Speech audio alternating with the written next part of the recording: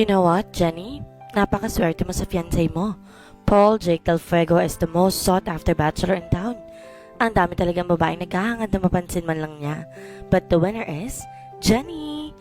Maating wika ng bading na si Patrice, ang couturier na kumukuha ng sulat ng babae para sa wedding gown na gagawin ito. Well, iba ako eh. Nakangiti at may magmamalaking wika ni Jenny.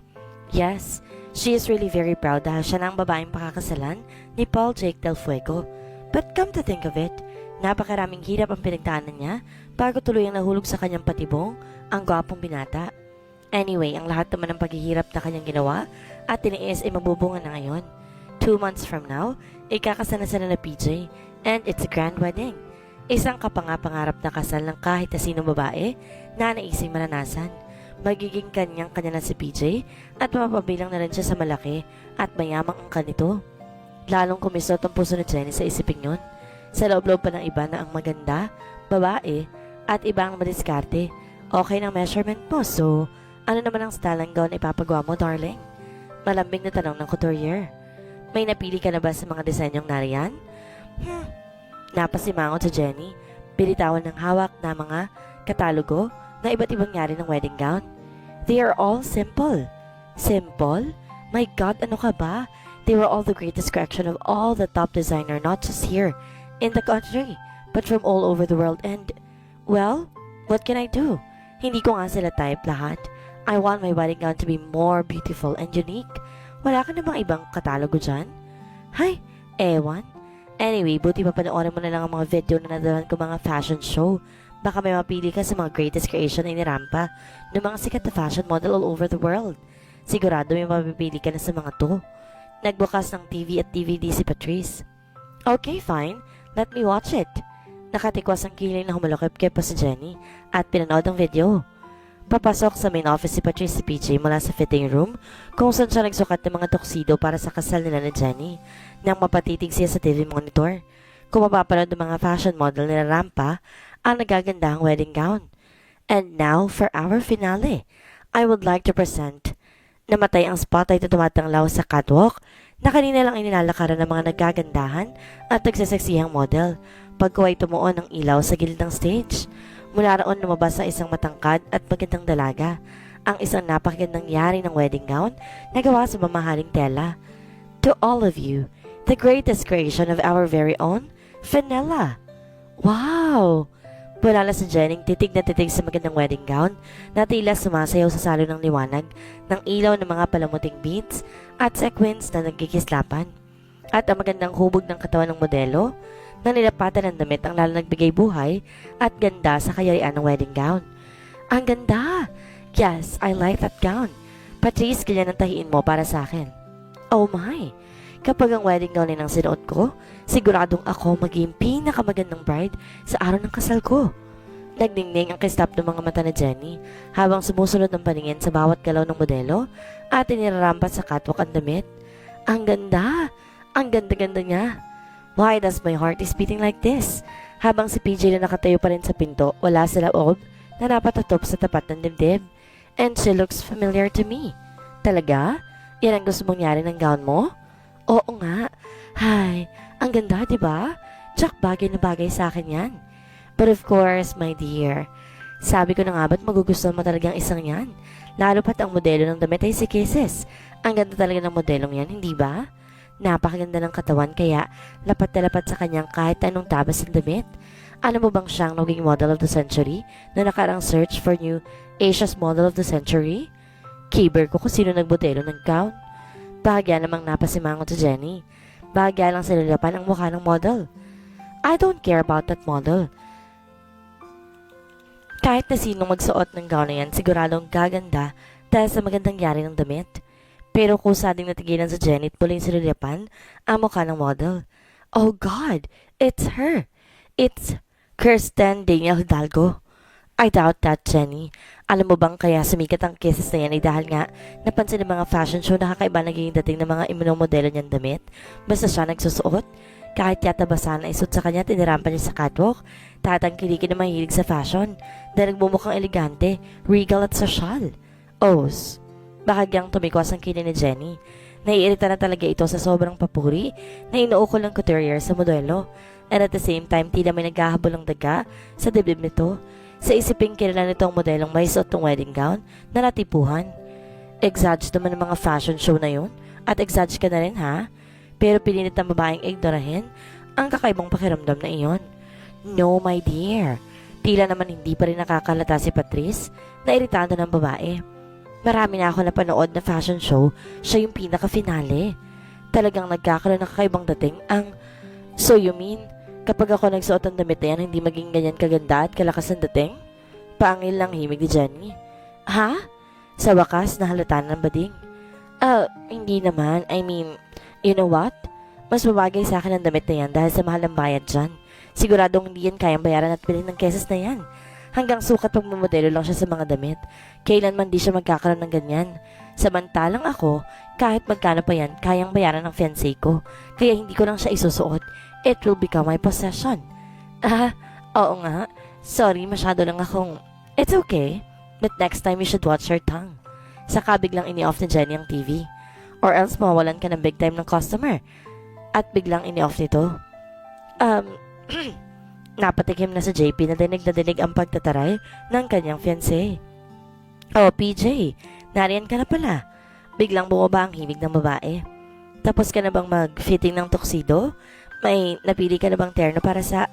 Yeah, hindi naman ako mapili. Anyway, bakit mo naman inaaway si Patrice? Bahagyang formal ang mukha ni PJ na naging maitim ang titig kay Jenny. He's just telling the truth. Napakaganda ng gown na yun at lalong gumanda dahil bagay na bagay sa may suot. Ha? Bagay na bagay sa may suot. Pero bahagyang napasimangot ang babae. Halatang na-offend sa sinabi ng binata. Pero hindi makapalag si Jenny. Hindi ito makakontra sa sinabi ng fiancé at lalong din ito magagawang awayin ng binata. Sa simula pa lang alam ng babae nang magaganap na kasalan sa pagitan nila ay balot na ng problema at disgusto. Somehow she know it's almost a shotgun wedding. Anyway, yun na ba talagang napili mo? Kaswal na humakbang papasok si PJ. Naupo sa naraong sapat nagbasa-basa ng magazine. Gusto mo rin ba yun? I mean, baka pipili na lang ako ng iba. Well, bahala ka. Since sa simula pa lang pinagtatalunan na ninyo ni Patrice kung kanina mas mabagay ang damit na yun. So, wag mo na lang piliin. Tila pabaliwalang wika ni PJ na hindi naman nag-abalang tumingin sa babae. Sige, Patrice, yun na lang nasa katalogo na nakita ko kaninang pipiliin ko. Ganon? Sige, bahala ka. Bahagya naman tumigwas ang kilay ng couturier. He smells something fishy pero nagkibit balikat na lamang ito. Lalapat na kadarama na rin ito sa magiging bride ni Paul Jake Del Fuego. Buti nga sa'yo, taray-taray mo ha.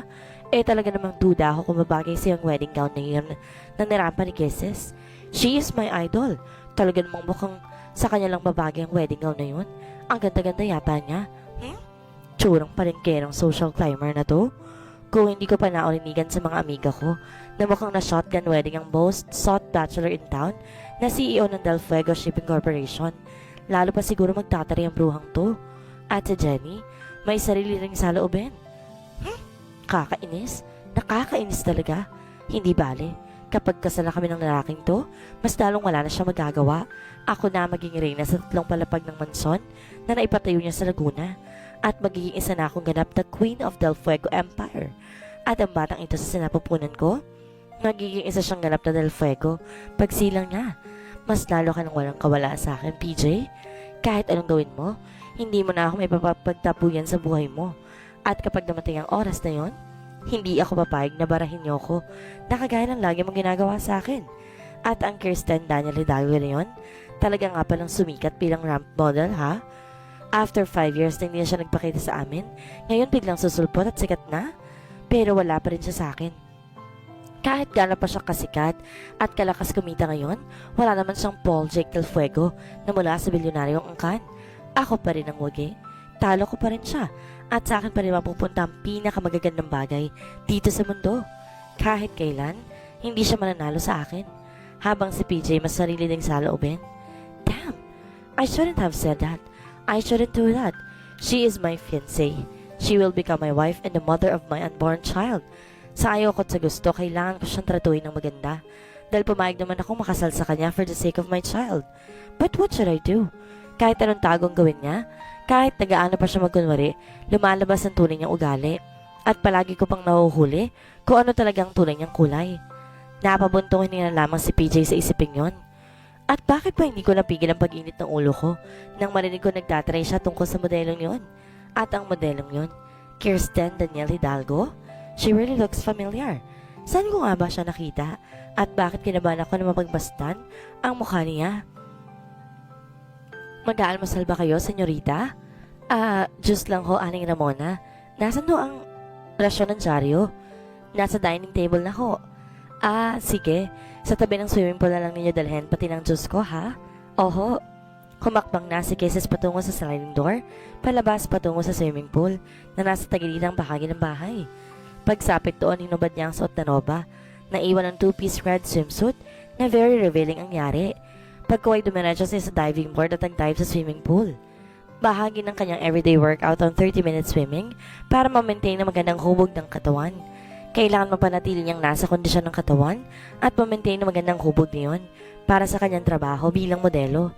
Pero kung tutuusin, kahit hindi siya mag-ehersisyo, tila hindi naman magbabago ang kanyang kaseksihan dahil isa siya sa mga babaeng pinagbala na magkaroon ng mabilis na metabolism. Kaya kahit anong kainin, hindi naman tataba. But still, mas pinili niya magkaroon ng disiplina sa sarili para makasiguro. Isa pa, nakakadagdag ng kumpiyansa sa kanyang sarili ang pagkakaroon ng healthy lifestyle, lalong-lalo na kung rumarampa siya sa catwalk at sigurado siya na walang masisilip ng mga extra fat sa katawan niya ang mga manonood ng mga fashion show na kadalasan siya ang main event at taga-endorso ng mga greatest creation ng mga couturier at fashion designer na nagtitiwala sa kanya. Ilang ulit nagpabalik-balik ng langoy sa magkabilang dulo ng swimming pool si Kisses. Nang tumunog ang timer na nakaset for 30 minutes, umahon na siya tinungo ang mesang bakal kung saan nakalagay ang kanyang kulay orange juice at ang newspaper na ugali niyang basahin tuwing umaga. What is the news for today? Let me see. Sinimulang buklatin ni Kisses ang broadsheet. Matapos basahin ng mga headline at inside story, hinanap naman niya ang society page.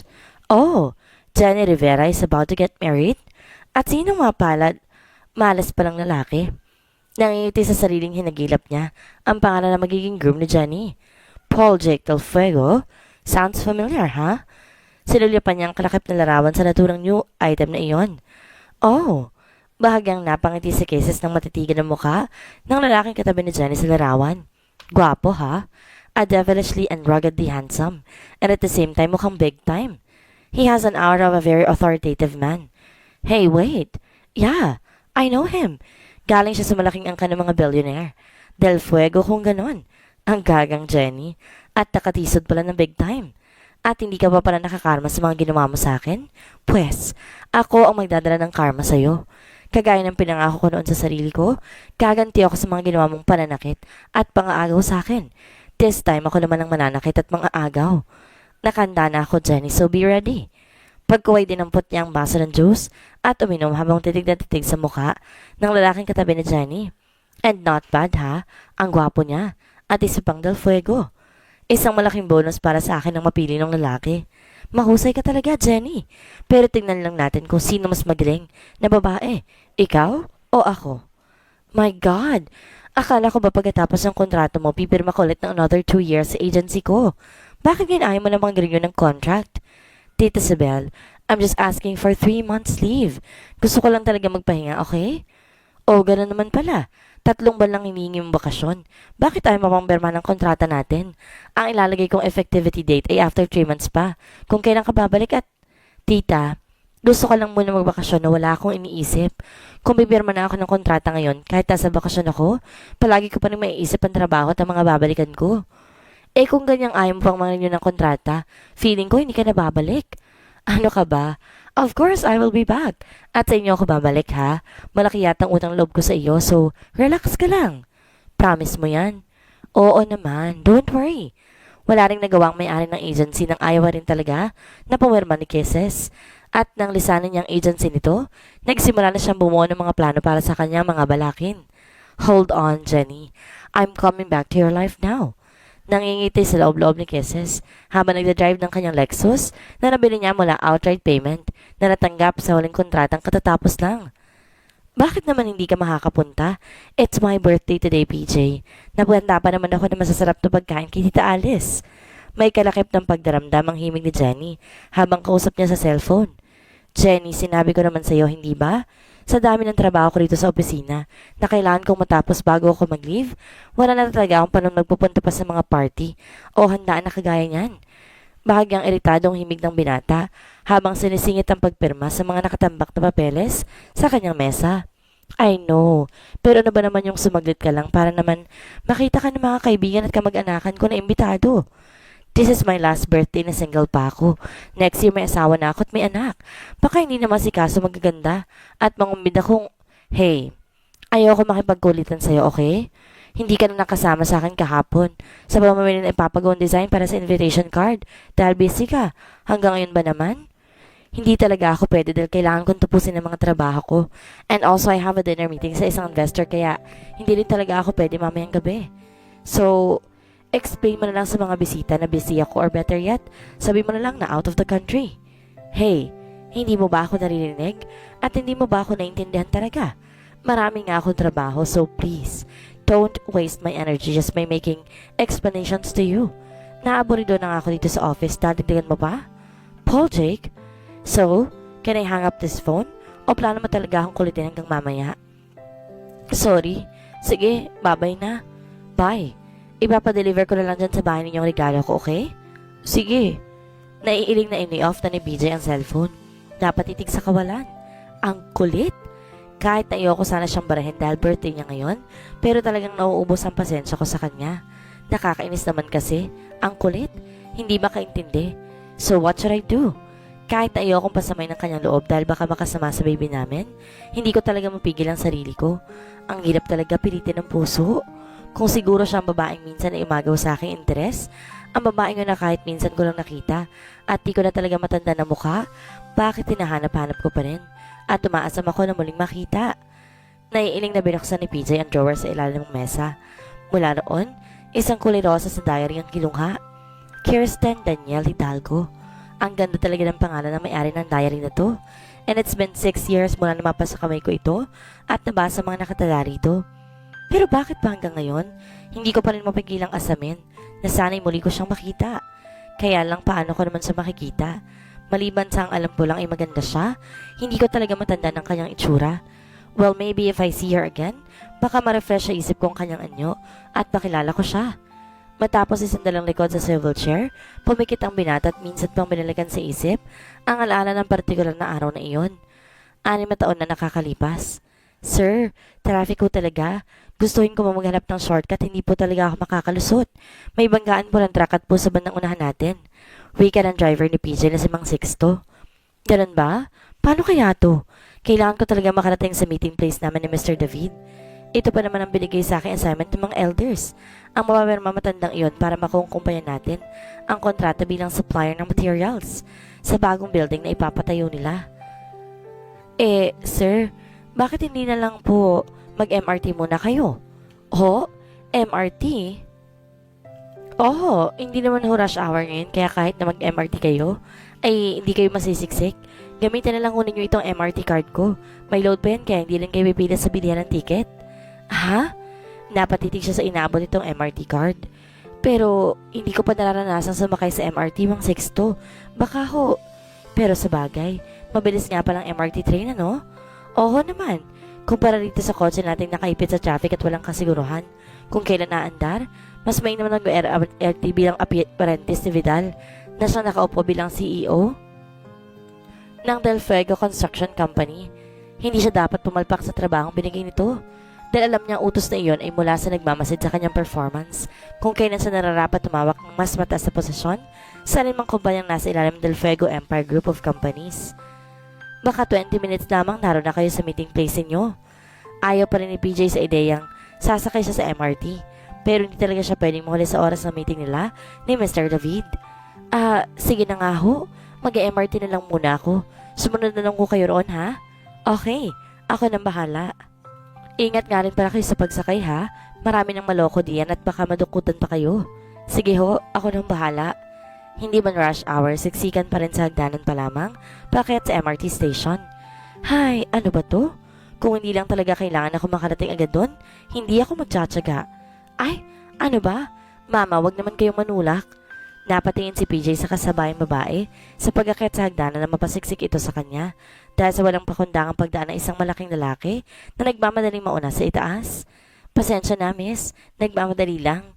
Wika lang ng lalaki, diretso pa rin umakyat at hindi man lang nag-abalang lumingon. Bastos, kalalaking tao kumambangga, wagas. Bubulong-bulong na lang ang wika ng babae na nagpatuloy na rin sa pag-akyat. Habang sinisiksik sa bag na sukit, ang kulay rosa sa tila notebook, at dahil magkasabay pa rin sila sa hagdan, at talagang siksikan, hindi maiwasang madikit ang braso niya sa makinis at waputi nitong braso. Wow! Ang lambot naman ng balat niya. Sa loob-loob ni PJ na hindi maintindihan kung bakit biglang nag-iba ang pakiramdam sa simpleng pagkakadikit lamang ng mga balat nila. Oh shit! Ano ba naman ako? Parang braso lang kung anong iniisip ko. Pero agad din niyang sinuway ang sarili.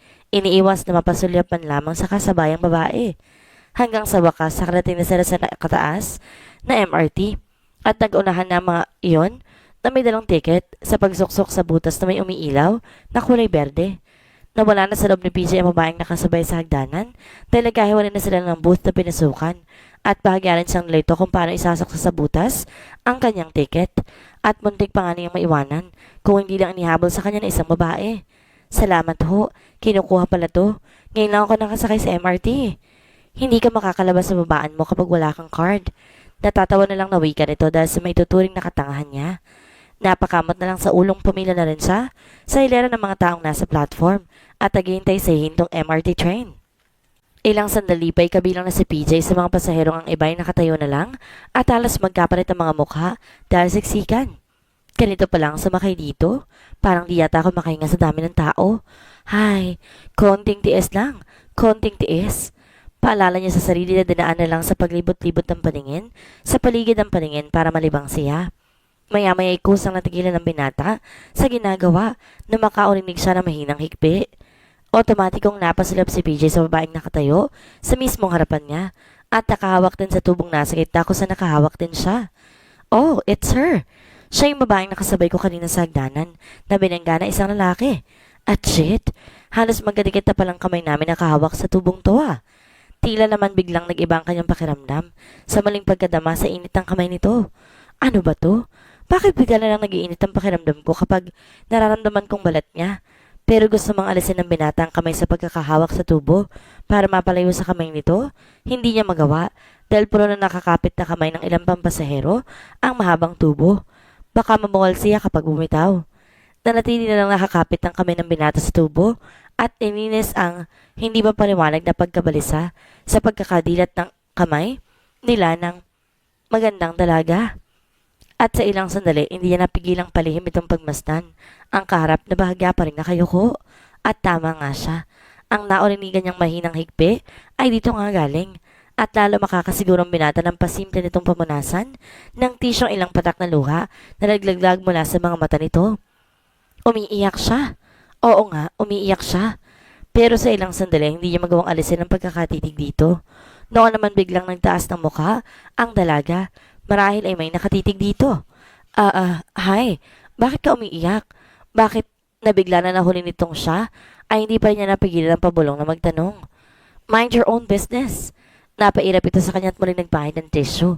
Pero manipis na ang tissue nito na basa na ng luha kaya napunit na iyon. Here oh. Malinis yan. Bagong plancha pa. Gamitin mo na muna.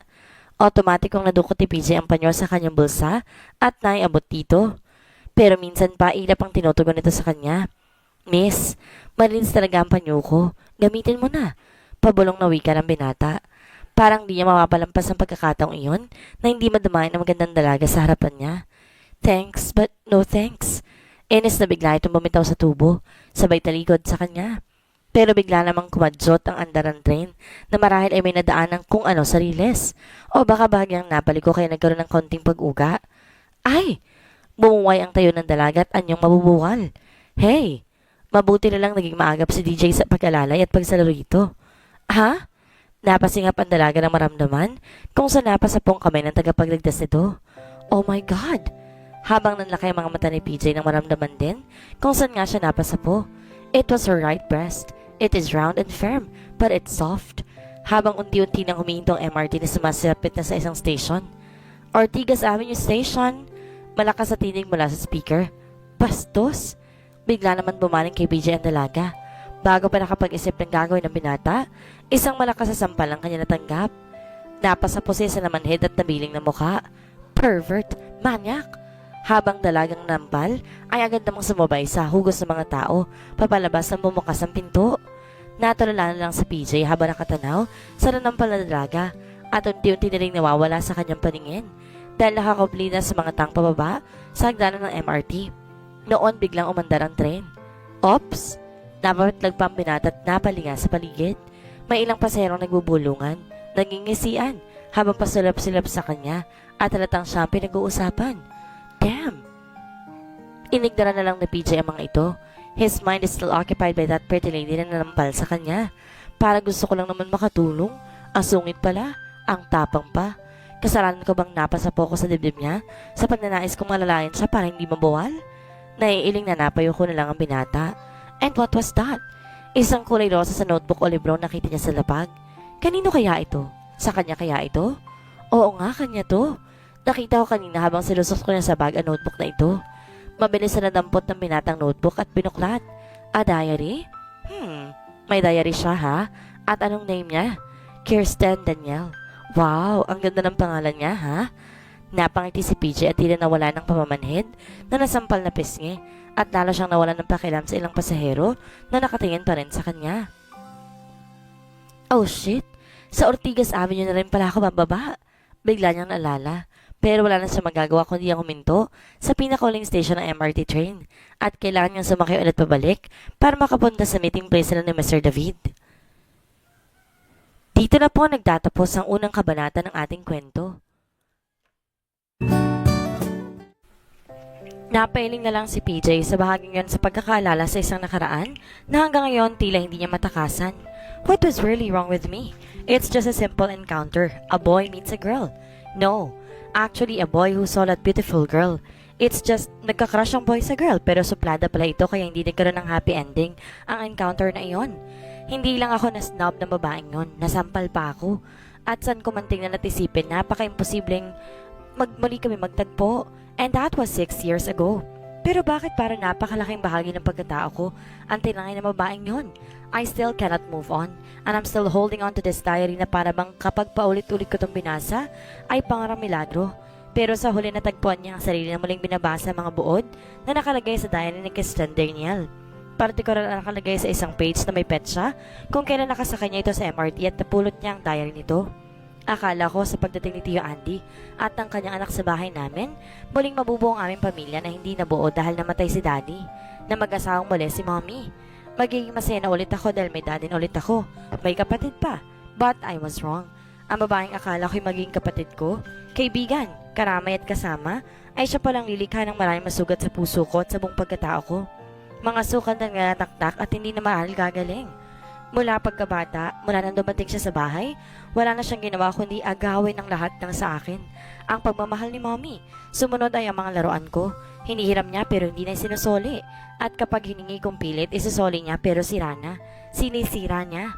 Kahit ang mga paborito kong damit, sinusuot niya nang walang paalam at sinisita niya kapag hinihingi ko. Kahit ang masasarap na pagkain, gusto niya kanya lang. Palagi niya akong inuubusan. Sabi ni Mommy, wag ko na raw patulan. Unawain ko na lang daw dahil baka magalit si Tito Andy kapag inaway kong anak nito. Ayoko ng gulo kaya sumusunod ako kay Mommy. Pero masyado niya ako inubuso. Wala siyang kasiyahan. Dahil hanggang sa paglaki namin, ganoon pa rin siya. Dahil sa huli, hindi lang laruan at damit ang inagaw niya sa akin. Nang matuto ko magmahal, pati ang lalaking gusto ko ay inakit niya at inagaw.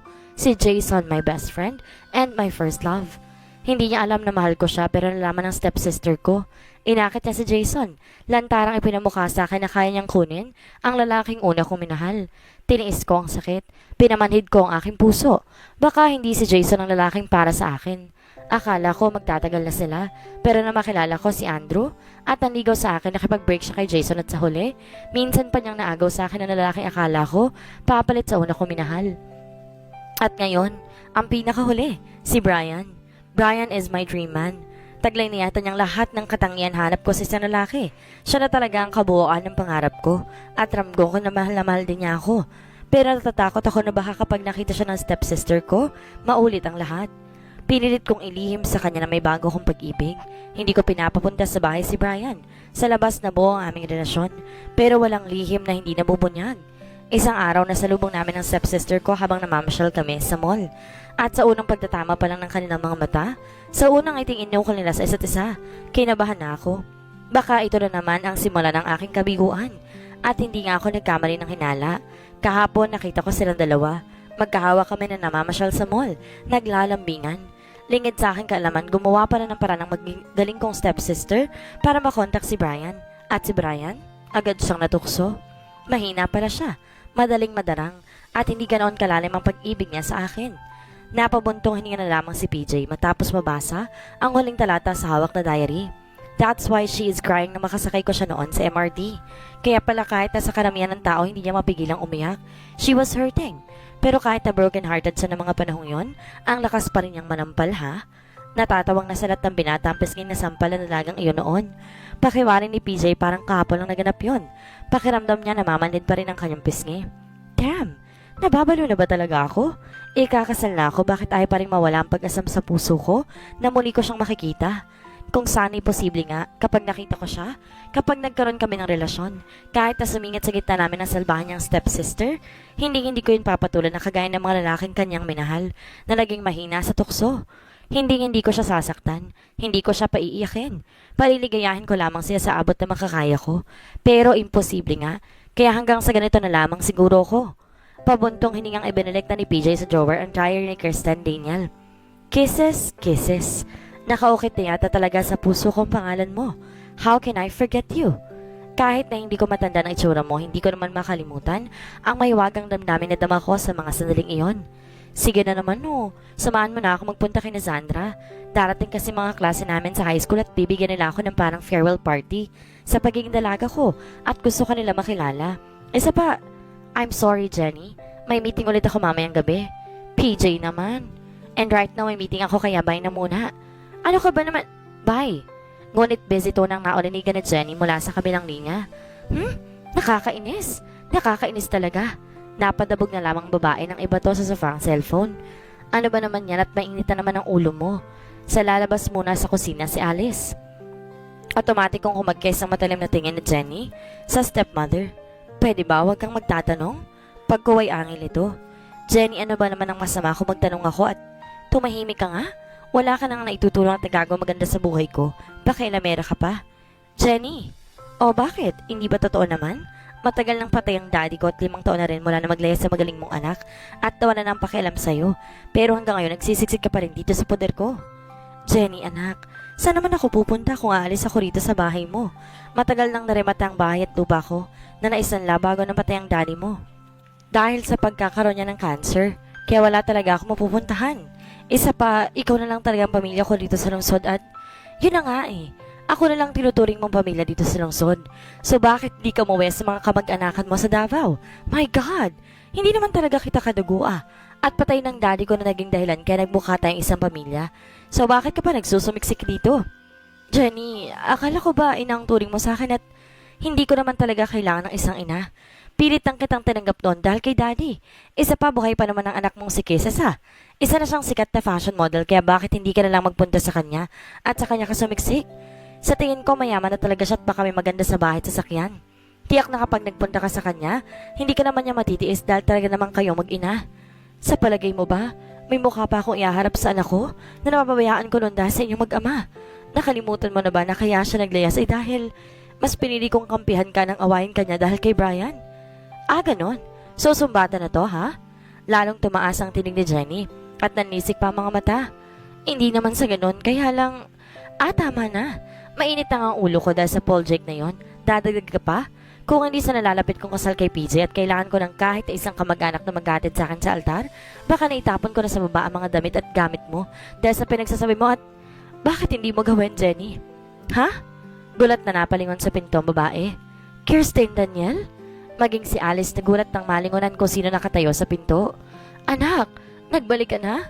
Umuwi ka na at hanggang ngayon ba ipagtatanggol mo ang babaeng yan, mommy? Humagkes ang matalim niyang tingin sa ina. At hindi ko inaasahan na ganitong tagpo masasaksihan ko ngayong ipinasya kong hanapin ka, mommy. Kaswalang nawi ka ni Kisses. Munti mang damdamin ay walang mababakas sa bukas ng kanyang mukha. Anak, akala ko dahil pilit mo inaagaw sa akin ang atensyon at pagmamahal ng mami ko noon, aalagaan na talagang ituturing mo siyang kapamilya. Pero natong nasaksiyan at narinig ko, minamaltrato mo pala ng ganitong nanay ko, ha? Naging matiem ang titig ng dalaga sa stepsister. Anak, hindi naman kisses. Habang si Jenny tila na estatwa na sa kinatatayuan at sa ilang sandali hindi pa rin makapag-react sa biglang pagbabalik ng dalaga. Ano, Jenny? Muli siyang bumaling sa babae. Bakit ayaw mong sumagot? Ganyan ka ba talaga? Matapos mong maagaw sa akin ng mga bagay na gusto ko mula pa noon, kapag sawa ka na sisirain mo na at itatapon? Mula sa mga laruan at damit, hanggang sa mga lalaki na gustuhan ko, inagaw mo at kapag nakuha mo na, you'll drop them like a hot potato, ha? Ngayon, ang pinakahuling inagaw mo sa akin, ang mommy ko. Aba, kasalanan ko ba kung kumpini ng mga lalaking gusto mo noon? Pilit nang hinamig ni Jenny ang sarili. Saka tinaas ang noo at nakipagsuntukan ng titig sa bawat para ipakitang hindi ito nasisilong sa kanya. At yung nanay mo? Hindi ko sinabi sa niya noon ako ang kampihan niya. Ano magagawa ko kung akong pinili niya? Isa pa, bakit ka naman niya kakampihan? Gayong bukod sa nagsiselos ka lang naman dahil agaw ako sa ni Brian? Pilit mo pang pinagbibintang ng daddy ko na tinangka kanyang halayin? Dahil yun ang totoo. Kayong mag-ama, wala na kayong ginawa noon kundi ang sirain ng buhay ko. Ikaw mga agaw, ang tatay mo pervert maniac na gusto ako maisahan. At ito namang nanay ko, bulag sa pag-ibig sa tatay mo. Well anyway, it's all the things from the past.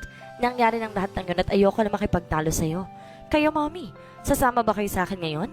O mananatili kayo sa poder ng babaeng yan? Bumaling siya sa ina na hindi pa rin makapagsalita. Ha? Ito ang una't huling pagkakataon na ibibigay ko sa iyo, mommy. Kapag hindi ka sumama sa akin, hindi mo na ako makikita kahit na kailan.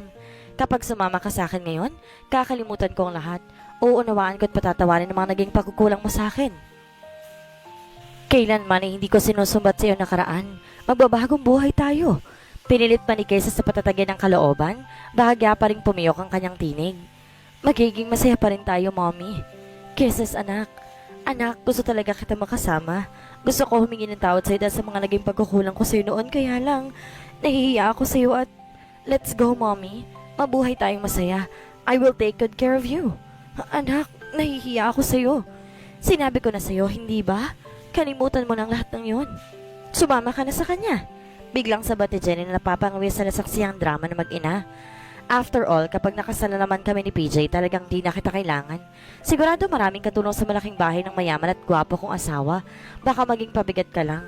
Sa akin, Jenny, mommy, halika na. Napaiyak na lamang si Alice. Anak, patawad. Mommy, ikakasal pa lang ate Jenny mo. Nangako ko sa pundo ni Tito Andy mo na aalagaan ko ang kanyang nag-iisang anak kahit anong mangyari. Hindi ko siya pababayaan. Nakakabisit ka talaga, Tita Alice. Masyado ka madrama, pero gustong gusto ko na tumanggi sa pagayaya ng anak mo.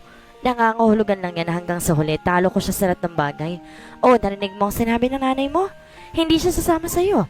Mananatili siya sa tabi ko hanggang sa ikasal na ako sa mayaman kong boyfriend.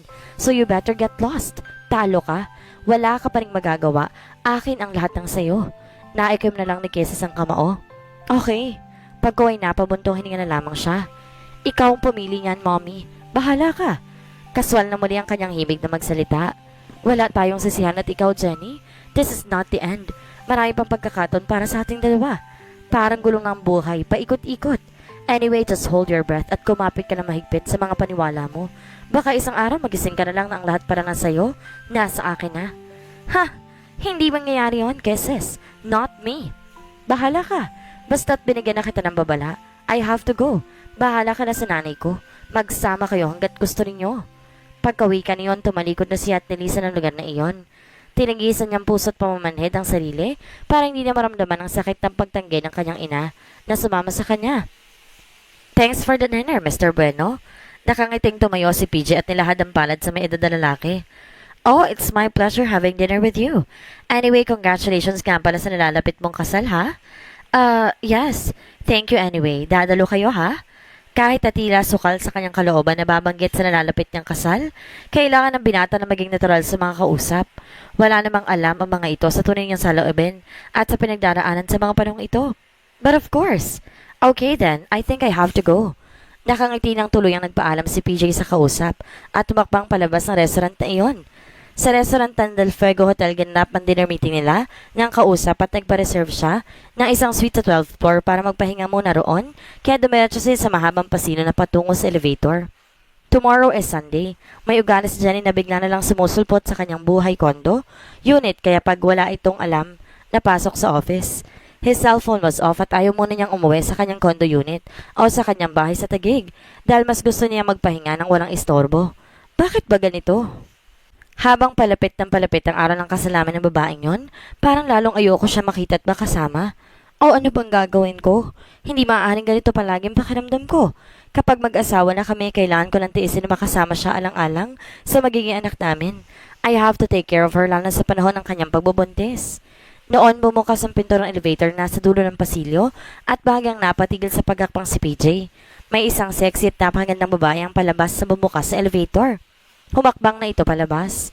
Muling humakbang si PJ pasalubong. Isang hakbang, bahagya siyang luminga sa kasalubong. Ikalawang hakbang, muli siyang luminga dito. Ikatlong hakbang, magkatapat na sila ng magandang dalaga. Tuloy ang napatitig sa dalaga habang ito, diretso lang nakatingin sa dinaraanan at tila walang pakialam sa kanya. Pero si PJ mas nabaling ang ulo sa pangsunod ng tingin dito. And his heart is beating so fast. It is her. She is Kirsten Danielle, ang fashion model na may suot na napakagandang wedding gown na nagusto ni Jenny. Oo nga, siya nga yun. And right at that moment, nakakapagtakang biglang na-realize si PJ kung anong ibig sabihin ng love at first sight.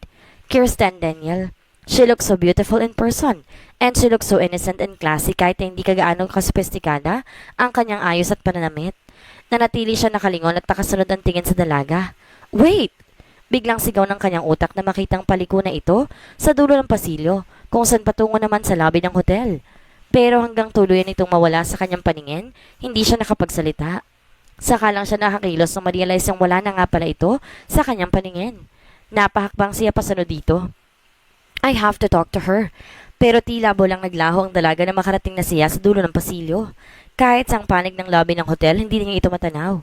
Jesus! Where is she? Ang bilis namang nawala. Saan kaya siya nagpunta? Litong napalingap siya sa paligid. Kisses, where are you? Come on, magpakita ka sa akin. Napaikot siya sa pagkakatayo sa pagnanais na makita ang kabuuan ng lugar at pag-asang maling masusulyapan lang ang dalagang hinahanap. Ngunit anino man ang hinahanap, hindi niya matanaw. Nanlalatang napabuntungan niya na lang si PJ. Ano ba ang nangyayari sa akin? Bakit ako nagkakaganito? Wala sa loob na napasuklay sa sariling buhok ang mga daliri ng binata. I think I have to take a rest. Maghapon ako nakikipag-meeting ko kanino hanggang ngayong gabi. Masyado lang siguro ako na-stress. Pumihit ng binata para tumungo na ulit sa elevator. Ay! Hey!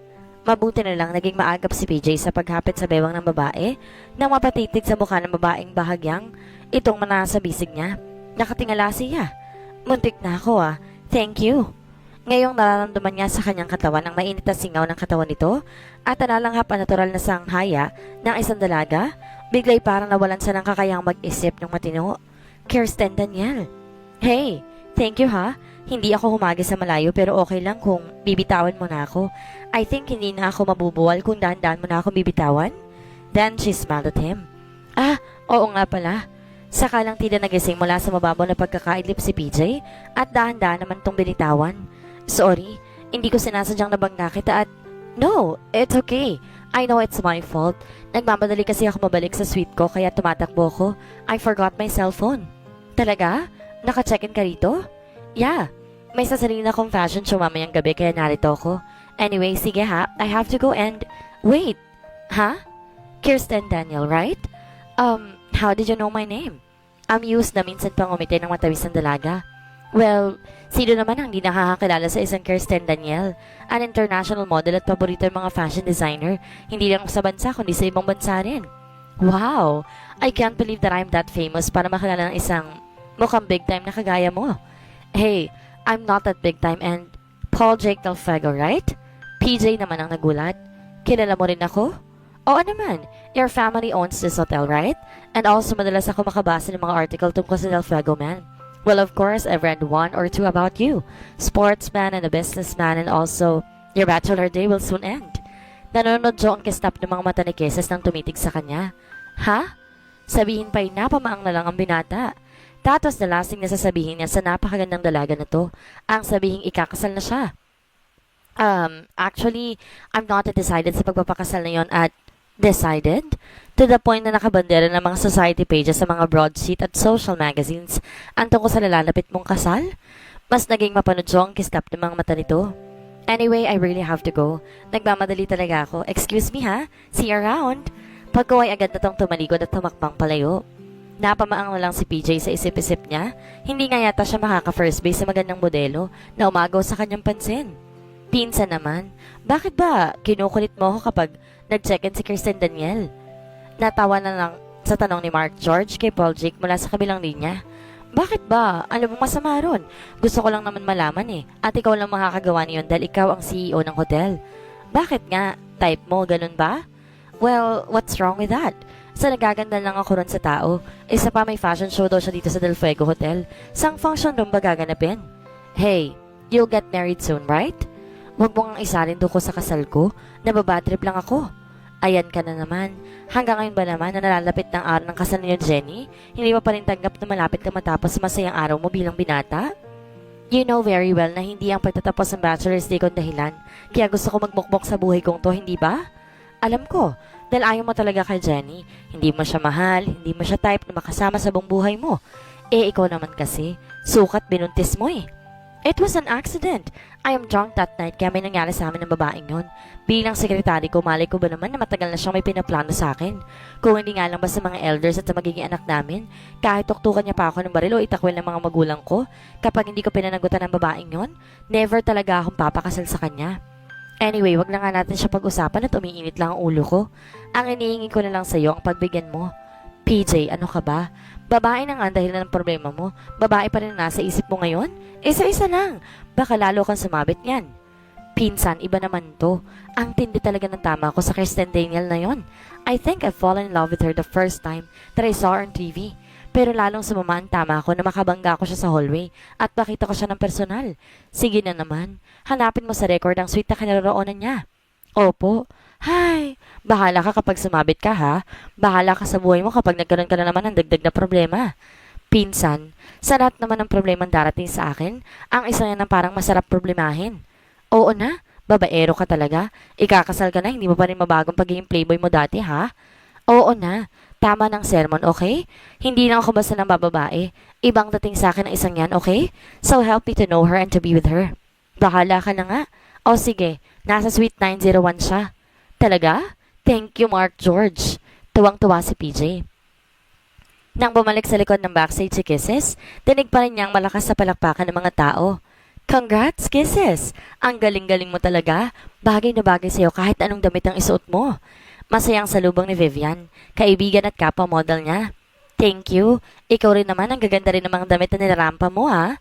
Well, mas malakas pa rin ang dating ng mga damit kapag ikaw nang may suot. Oo na, ikaw talaga. O may isang set ka pa. Ako tapos na. Mauna na ako sa inyo ha. Gusto ko na lang magpahinga sa suite ko. Paalam ni Kesa sa kaibigan. Sige, pero punta ka mamaya sa party ni Mama Isabel ha. Bahala na. Titingnan ko. Matapos magbihis, lumabas na ng function room ang dalaga. Nasa na kaya siya? Kailangan may follow-up ng drama ko kanina na kunwari. Nabangga ko siya. I am running out of time. Malapit ng kasal niya kaya kailangan sa lalong madaling panahon, maisagawa ko ng mga plano ko. Kailangan... Hi! Ha? Gulat na napalingon si Kesa sa may-ari ng tiling na iyon na sumabay sa paglalakad niya sa mahabang pasilyo. Oh, PJ! Kaya ganun na lamang ang gulat niya na nakilala ang binata na ngayon lang ay iniisip niya. Hi, what are you doing here? Agad niyang nahamig ang sarili tuminto sa paghakbang para harapin ito. Well, nagtatanong-tanong kasi ako sa ng function room na pagdarausan ng sinabi mong fashion show na kasali ka. So here I am now, standing in front of you dahil gusto kitang makita. Ha? I mean, masyado ka nagmamadali kanina. Although kinalaman pala natin isa't isa but we are not properly introduced to each other. So I am Paul Jake Del Fuego and it's my pleasure meeting you. Sabay lahat ng palad sa kanya. Pleasure meeting. Ha? Okay. Tuluyan na napangiti si Kisses. I am Kirsten Daniel Hidalgo and it's my pleasure to meet you too, Paul Jake. Pagkaway tinanggap niyang palad ito. Thanks. Mabilis yung ginagap ng binata at marahang pinisil. And if you want, you can just call me PJ. Only close friends and relatives call me that way. Pero mas gusto ko tawagin mo ako sa ganun. Okay lang ba sa'yo? Pagkaway isang simpatikong itim pinagkalob dito sa kanya. Oh, really? Well, PJ, that's what I will call from you from now on. Saka pa simple niyang hinilang kamay na tila nakalimutan na yata nitong bitawan. Thanks. Anyway, bakit umalis ka na sa function room? Tapos na bang fashion show ninyo? Actually, hindi pa pero tapos na ako sa number ko kaya gusto ko na muna sana magpahangin. How about a cup of coffee with me? Mas naging simpatiko ang ngiti sa mga labi ni PJ sa pagkakataong yon. Ha? Diyan lang sa coffee shop ng hotel. Sige na naman, I just want to know you better. Kung makakapagkwentuhan tayo habang nagkakape. Ganon? Okay ka ha. Pasimple kang manghingi ng date.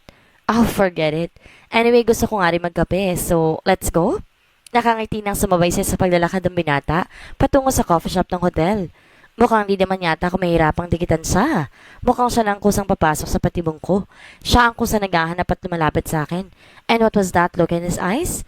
Mula pa kanina nagkabangga kami sa pasilyo, I have this feeling that he is flirting with me. Hindi kailangan ng sobrang effort para akitin siya. And to think na ikakasal na sila na Jenny. Totoo nga kaya ang chismis na shotgun wedding lang magaganap na kasalan sa pagitan nila? Oh, if that's the case, kawawa ka naman pala. You would stoop down to that level para lang maabot ang mga pangarap mong makamtan ng lahat na magagandang bagay sa mundong to, ha? But what will you do now? I am here. Ako naman ang aagaw sa magandang bagay na nasa iyo. Lalo siya napangiti sa isiping yon. Saka pa simpleng sinulyapan ng kasabay na si PJ. At ang pinakampalagang pag-aari mo, naagawin ko yung lalaking ito. Not bad. He's really handsome. And he is a rich man. Kahit sinong babae maaakit sa kanya. At hindi rin naman ako naiiba sa kanila. Hindi naman ako manhid na no. I think I really like him. But I will make sure that I will not fall for him seriously. Mahirap na, baka ako naman masaktan. I should not let my guard down. Sa maikling oras na nakasalo niya ito sa pagkakapit pakikipagkwentuhan, she found herself very fond of him. But how can she do that? Paul Jake Del Fuego is not just a handsome and rich guy. He is also a real gentleman. Soft-spoken, hindi bastos magsalita. Mabiro man, di naman gumagamit ng mga rain jokes. Talaga? Iniaalok mo sa akin magbakasyon sa rest house mo sa Tagaytay? Yeah, kung gusto mo, we're friends now, aren't we? That's why I'd offer you my rest house to stay. Anyway, hindi ba't sinabi mo na huling show mo na kanina at hindi ka na makupamila ng mga bagong kontrata? Dahil gusto mo magbakasyon, mag-unwind. So I'll offer you my rest house there para wala ka nang intinding o ano man. And don't worry, wala kang babayaran kahit ano. And it's for free. Akin talaga ang rest house na yun. It's my pleasure having you as my guest. Well, that sounds really good, ha? Pero bigla naman ako nag-alala. Saan? You're getting married soon, right? Baka malaman ng fiancé mo na may pinatuloy kang babae na bisita sa rest house mo. Baka ako nung isipin. Ha? Halatang nabigla si Paul Jake sa sinabi niya. Well, hindi ko binigyan ng anumang mali siyang alok mo pero mahirap na. Ayoko mapagsilosa, no? Well, hindi naman niya alam na may rest house ako sa Tagaytay. Isa pa, wala naman talagang mali siyang pag-alok ko sa'yo na doon ka na lang magstay. Gusto ko lang talagang lumawig ang pagkakaibigan natin. Talaga? Just in case na malaman niya, I mean, nang fiancé mo na may bisita ka sa rest house mo, kaya mo ba ako ipagtanggol kapag inaway niya ako? Ayoko yatang masabunutan, no? Oo naman. Mabilis na tugon ni PJ. Lihim na napangiti si Kisses. Talaga, ha? Mukhang wala ka talagang pakialam sa magiging damdamin ng nobya mo kapag nalamang ibang babae kang pinag-uukuran ng pansin. At sinong babae ba ang hindi magsiselos kapag ganitong sitwasyon? Dahil kahit anong pagkakailang gawin mo, hindi naman ako tanga para hindi ko maisip na gusto mo lang talaga akong i-please. Pero sige, kung mapilit ka, so be it. Talagang hindi na ako mahirapan papasukin ka sa bitag ko, Paul Jake Del Fuego? O talagang ngayatang pare-pareho mga lalaki? Madaling tuksuhin, madaling akitin. Kaya kahit natutuwa ako sa kabaitan mo sa akin, I will not fall for you. Ano, payag ka na ba? Ha? Pwede bang pag-isipan ko muna to? I mean, sige, bahala ka. But give me your number, ha? Para naman kukulitin kita sa phone na tanggapin mo ang alok ko. Ganon? Natawa na lang siya sa sinabi nito. Oo, ikaw ha, simple kang mangulit. Pero sige, I will give you my cellphone number. Yes! Lalong lumalas ang mukha ni PJ. At dito na po nagtatapos ang ikalawang kabanata ng kwentong The Billionaire Del Fuego, Secretly in Love. Sana patuloy niyong subaybayan ang susunod pang upload. Maraming salamat! Nakaka-istorbo ba ako? Hindi naman pero hindi pa kasi ako nakakapagpasya kung tatanggapin ng alok mong hindi naman ako tumawag para kulitin ka na magbakasyon sa rest house ko. I just called to invite you for breakfast. Ha? Well, it's almost 8 in the morning pero hindi pa naman siguro late na mag-breakfast. Talaga? Narito ka na sa hotel at this early? Actually, naka-check-in din ako rito sa hotel. Di ko lang nabanggit sa'yo kagabi. Ganun ba? Yeah, so let's have breakfast? How could I say no? Mukhang maungulit ka pag tumanggi ako. Talaga? You will eat breakfast with me? Oo nga. So wait for me there, ha? Actually, I'm here in front of your suite. What? And how did you know kung saan ako? I have my ways to find out everything kapag gusto ko talagang hanapin at alamin ng isang bagay. Ganon? Yeah. So bihis ka na, let's go down. Magsha-shower pa kasi ako eh. Okay lang ba na maghintay ka dyan sa labas? Oo naman. As long as I know na lalabas ka naman. Yeah. Okay, bye for now. Bye. Nang mawala na sa kabilang linya si PJ, hindi napigilan ni Keses ang mapangiti. Mukhang magiging mabilis naman yata ang lahat ah. Talagang mukhang hindi ako mahihirapan sa mga plano ko. Okay then, I have to look more beautiful and sexy in his eyes now para naman di siya lugi at parang hindi na talaga siya makawala sa bitag ko. He had just stood there for almost a few seconds. Basta nakatitig lang si PJ kay Kisses na lumabas na ng suite ang dalaga. She is wearing that sleeveless black dress na above the knee. Hapit sa katawan ng tabas kaya mas lalong na-emphasize sa magandang hubog ng katawan nito. Mas lalong tumingkid ang kinis at puti ng dalaga dahil sa matingkad na kunin ng bestida at tila sa paningin niya nagninini ang taglay nitong aura. Jesus! Why do I have this funny feeling that I was born to admire her beauty? Hey! Ha? Napapitlag pa si PJ nang umakbang na palapit sa kanya si Kisses. Let's go? Huwag mong sabihing tatayo ka nilang dyan at tititigan ako. Aba, gutom na ako ha? Natatawa pa nitong wika. Sorry. Ang ganda mo kasi. Hindi niya napigilang sambatin ang talagang nararamdaman sa mga sandaling iyon. Oh, bolero ka talaga, no? Bakit mukha ba ako ng bobola? Oo na, halika na nga. Natatawa pa rin bigla na lang kumapit sa braso niyang dalaga. Come on, I'm really hungry. Sige. Napahakbang na lang din siya pasunod dito ng humakbang na ito patungo sa elevator na nasa dulo. Habang pilit niyang iniignore ang kakaibang pakiramdam na iyon. Yun bang pakiramdam na parang napapasa siya sa simpleng pagkakadikit lang ng braso nito sa kanyang braso. But he really liked the feeling. Talaga? Payag ka na magbakasyon sa rest house ko sa Tagaytay? Oo naman. Yes. Wow. I'm really glad na pumayag ka na. So, kailan ka tiahati doon? Tatawag ako roon para makapaganda ang mga katiwala ko. Magpapagrocery ako ng mga pagkain para may stock sa ref. Ipapaayos ko rin ng pinakamalaking kwarto roon para... Naman, huwag ka na masyadong magahol sa pagtawag sa kanila. Kahit anong madatnan ko ron, okay lang. Sa natatawang wika ni Kisses. No, I won't allow that. Pinilit kita magbakasyon doon kaya kailangan maging convenient para sa iyong pag-i-stay mo ron. Ganon? It's my pleasure having you as my guest. Oo naman kaya, sisiguraduhin ko mag-e-enjoy ka ron. Okay, sinabi mo. So ito rin na natin ang pagbe-breakfast ha? Oo ba? Mas naging maganang pagkain ni PJ. Hindi maalis ang ngiti at mas naging masikaso pa. Habang pasulyap-sulyap ito sa dalaga. Minsan tila natutulala at napapatitig sa kanya. Sige lang, make yourself fall for me. Mas maging madali para sa akin ang lahat. Sa loob-loob ni Kisses habang ginaganti ng matamis ng ngiti ang mga titig at ngiti ng binata. Nang biglang tumunog ang cellphone ni PJ na nakalapag sa gilid ng mesa. Halatang umasim ang mukha ng binata nang mabasa nakalagay na pangalan sa caller ID at bahagyang umilap ang mga mata. Hey, you have a call. Why don't you answer it? Sige, wait lang ha. Agad nang tumayo ang binata matapos damputin ang cellphone at bahagyang lumayo sa kanya. Jenny, it's you. Of course it's you. Hindi naman lalayo si Paul Jake para sagutin ang tawag kung hindi ikaw yon. Kawawa ka naman talaga. Hindi pa man ayaw ninyang sagutin ang tawag mo. Ano pa kaya ako magiging akin ng kanyang puso? Muli niyang sinulyapan si Paul Jake. Halatang bad trip ito sa kausap. Bahagya pa nakakunot ang noo. Jenny, ano ba? Busy nga ako. Ang hirap naman sa'yo, palagi kang busy. Pati ba naman samahan mo man lang ako sa ubi ko para makapag-prenatal? Hindi ka makakasama? I've told you, busy nga ako. Sinabi ko naman sa'yo, may papadala akong sasakyan at driver dyan para siya maghatid sa'yo sa... Wag na. Wag na lang. Magta-taxi na lang ako pag kuwa'y ini-off ng babae ang cellphone. Napailing na lang ang binata at ipinamulsa na ni PJ ang cellphone at bumalik kay Kisses. Sorry ha, medyo natagalan ako. No, it's okay. It's your fiancé, right? Nakangiting wika ng dalaga. Bahagyang natigilan ng binata. Oo, may tinatanong lang. Talaga? Baka naman hinahanap ka na. Baka may kutob siya na may kasama kang ibang babae? Kisses. Oh, wag kang magalit. I'm just joking, ha? No, I'm not mad, but I'm not guilty. Wala naman akong ginagawang masama. We're just having breakfast. Pero tila kay ilap ng ngiti sa mga labi ng binata. Well, sinabi mo eh. Pakibit balikat na lang natugon ni Kisses. Am I not really guilty?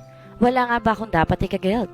I am here with another habang aligaga si Jenny sa pagpapacheck up para matiyak ang health ng aming magiging anak. Oh, anong habang gagawin ko? Gayong sa simula pa lamang hindi ko na matanggap si Jenny kung bakit nakilala ko pa si Kisses. At ngayon wala na ako ibang iniisip at tinasam na makita at makasama palagi, kundi ang babaeng ito. Wow! Ang ganda pala ng rest house mo ha? Like it? Oo naman. Mukhang mag-e-enjoy talaga ako sa bakasyon kong to ha. Nasisiyang umikot ang paningin ni Kisses sa kabuuan ng marangyang sala. Yun naman ang gusto ko mangyari, Kisses. Ayaw kong pagsisiyan mo na tinanggap mo ang imbitasyon ko na dito sa rest house ko magbakasyon. Anyway, naanda na Aling Poling ang magiging silid mo at lahat ng kailangan mo maaari mong iutos o hingin sa kanya. Yun nga palang car nasa garahe, you can use it if you want kung may gusto kong pasyalan o puntahan sa mga lugar na pasyalan. After all, ako naman na nagpumilit na huwag ka magdala ng sasakyan kaya't sinundukin sa bahay mo. Wow! Bakasyon grande talaga ako rito ha? Talaga bang wala akong babayaran na kahit ano? This is too good to be true, you know? Ano ka ba? Ang pagpahig mo palang na magbakasyon dito, labis-labis sa kabayaran para sa akin. Bahagya pang naging malamlam ang mga mata ni PJ na nakatitig sa kanya. Talaga? Touch naman ako. Anyway, thank you ha. You're always welcome, Kisses. So, yung kwarto sa kanan na gagamitin mo ha? Malaki yon. At kailangan ko na rin umalis. Babalik ako sa lungsod dahil marami pa akong trabahong haharapin sa office. Yeah, ingat ka ha? Yeah, thanks. Bye. Bye. He tried his very best to concentrate, to have focus. Pero kahit anong pagsusumikap ni PJ na harapin ng maayos ang mga trabahong nakatambak sa kanyang mesa, his mind was really occupied by her. Ano na kayang ginagawa niya? Gising na kaya siya? Nag-almusal na kaya siya? Kung maiisipan niyang mamasyal, wala man lang pala siya makakasama. Sayang, sana naroon ako para masamahan ko siya. Napatingin ang binata sa cellphone na nakapatong sa gilid ng mesa. Tawagan ko kaya, pero ano naman ang sasabihin ko? Ah, bahala na nga. Sa huli, ipinasya niyang tawagan na si Kisses. Pero bago pa siya nakapag-dial, nauna na iyong tumunog. It's her. Tumatawag siya. Bakit kaya? May problema kaya sa rest house? Tila may kung anong kumistop sa loob ng kanyang dibdib dahil sa magkahalong kaba at excitement. Hello? Kisses? Yeah, it's me. Oh, I'm sorry to bother you ha. Wala lang. Share ko lang kasi sa'yo kung anong ginagawa ko at kung nasan ako. Okay lang ba? Hindi ka ba busy? Hindi ba ako nakakaistorbo? Malambing na wika ng dalaga mula sa kabilang linya. But of course not. Ano ka ba? At kailan ka naman naging istorbo sa akin? Natatawang wika ni PJ na napaayos pa ng upo sa swivel chair at bahagyang sumandal doon at bumikit. Tila musika sa kanyang pandinig ang himig ni Kisses, kaya nais niyang namnamin ang pakikinig sa bawat salitang sambitin ng dalaga. Talaga? Oo naman no. Ang totoo kanina pa nga kitang gustong tawagan para kamustahin kung okay ka lang ba dyan. Nag-aalala lang ako na baka tulog ka pa o baka may ginagawa ka. Ganon? Oo nga, so kamusta ka na? Nakatulog ka ba ng mahimbing kagabi? Well, medyo numahi lang ako pero nagbabasa ako ng dala kong books. Kaya hindi ko na malayang nakatulog na pala ako. Medyo maaga rin akong gumising kaya nagpa siya ako mag-hot shower. Talaga? Yeah, medyo malamig lang ang simoy na hangin kahit mag-aalas 10 na kaya naka-jacket ako. Maginaw eh. Ganon? Sayang kung nandyan ako hindi ka giginawin. And why is that? Yayakapin mo ako. Ha? He was caught off guard. Masyadong prank kasi Kisses at minsan hindi niya napaghahandaan ng mga salita nito. Oo ba? Kung okay lang sa'yo. Kung hindi naman at baka masampal mo ko, I will just lend you my jacket to keep you warm. Pero sinikap ni PJ na maging kaswal lang. Wow! Gentleman ha? Anyway, nagsiselfie rin ako ngayon. Wanna see me? Magsasend ako sa CP mo ng picture. Gusto mo? Ha? Oo naman. Sige, para may idea ko kung ano itsura mo ngayon at kung nasan parte ka ng picnic grove. Okay, bye muna ha. Send ako ng picture sa'yo. Okay, bye. Nakangitay naghintay si PJ sa ipapadalang picture message ng dalaga. Ano nga kayang nag-iisip niya? Masyado siyang malambing makiusap sa akin. Minsan parang gusto kong isipin na nakikipag-flirting din siya.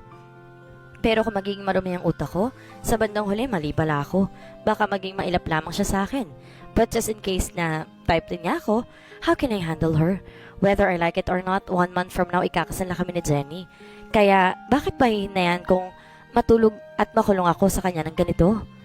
Ang mga salo binatisiping iyon ang nagpaputol sa sunod-sunod na pagtunog ng alerto ng kanyang cellphone. Dumating na nga sa kanya ang picture message na ipinadala ni Kisses. Ang ganda niya. Lahat ng larawang pinadala niya ay ang gaganda ng kanyang kuha. Kaya sa lumipas sa ilang sandali, nalibang siya habang nakangiting isang-isang tinitingnan ang mga larawang pinapadala ng dalaga. Maya-maya, Muli niyang tinawagan si Kisses. Did you receive it all? Oo naman. Ang gaganda ng kuha mo May remembrance na ako mula sa'yo. Hey, don't keep it for too long. Pinakita ko lang sa'yo mga kuha ko pero hindi advisable na ingatan mo mga yan. Ano? At bakit naman? Dahil baka makita yan ng fiancé mo. Yari ako. Ayoko naman na may bigla na lang sasamunot sa akin, no? Kapag nagkataon wala man lang akong kalaban-laban. Kumunot ang noo ni Paul Jake at parang gustong uminit ang kanyang ulo dahil siningit na naman ng dalaga ang tungkol kay Jenny. Hey, you! You have nothing to worry, okay? I never allow anyone to touch my cellphone. Kahit na lang ang babaeng pakakasalan ko, hindi ko papayag na mahawakan man lang ang cellphone ko. That's my private property. Galit ka ba? Nagbibiro lang naman ako No, I'm not mad at you. Bahagya naman bumaba ang tinig ng binata. Sinasabi ko lang sa'yo na walang pwedeng makialam na cellphone ko, kaya wala kang dapat ipag-aralan na baka may biglang sumabunot sa'yo. Ganon? Okay, I will believe in you. Anyway, I have to go. Magla-lunch na ako sa naraanan kong restaurant Mukhang masarap ang bulalo rito Kahit paano gaganaan akong kumain kahit na wala akong kasalo. Oo naman. Sana nariyan talaga ako. Anyway, alam mo bang kayang takbo ng 2 oras ang kotse ko mula rito sa lungsod hanggang dyan sa Tagaytay? Lalo na kung walang traffic. And so? Well, pwede akong sumagat dyan mamayang hapon to have dinner with you. How about that, Ha? Pupunta ka rito? Oo naman, kung okay lang sa'yo. Kahit naman dyan ka nakatira sa rest house ko, ayoko naman maging istorbo sa'yo kung sakali. Hey, hindi ka maging istorbo, okay? In fact, okay nga yun sa akin dahil may makakasalo ako sa dinner. Kaya lang masyado ka namang mapapagod at gagabahin sa biyahe. Anong ginagawa ng maraming kwarto sa rest house ko? Diyan na lang ako matutulog. Ha? Joke lang. Huwag kang magpanik. Hindi ako matutulog dyan habang nariyan ka at... No, it's okay na matulog ka rito, no?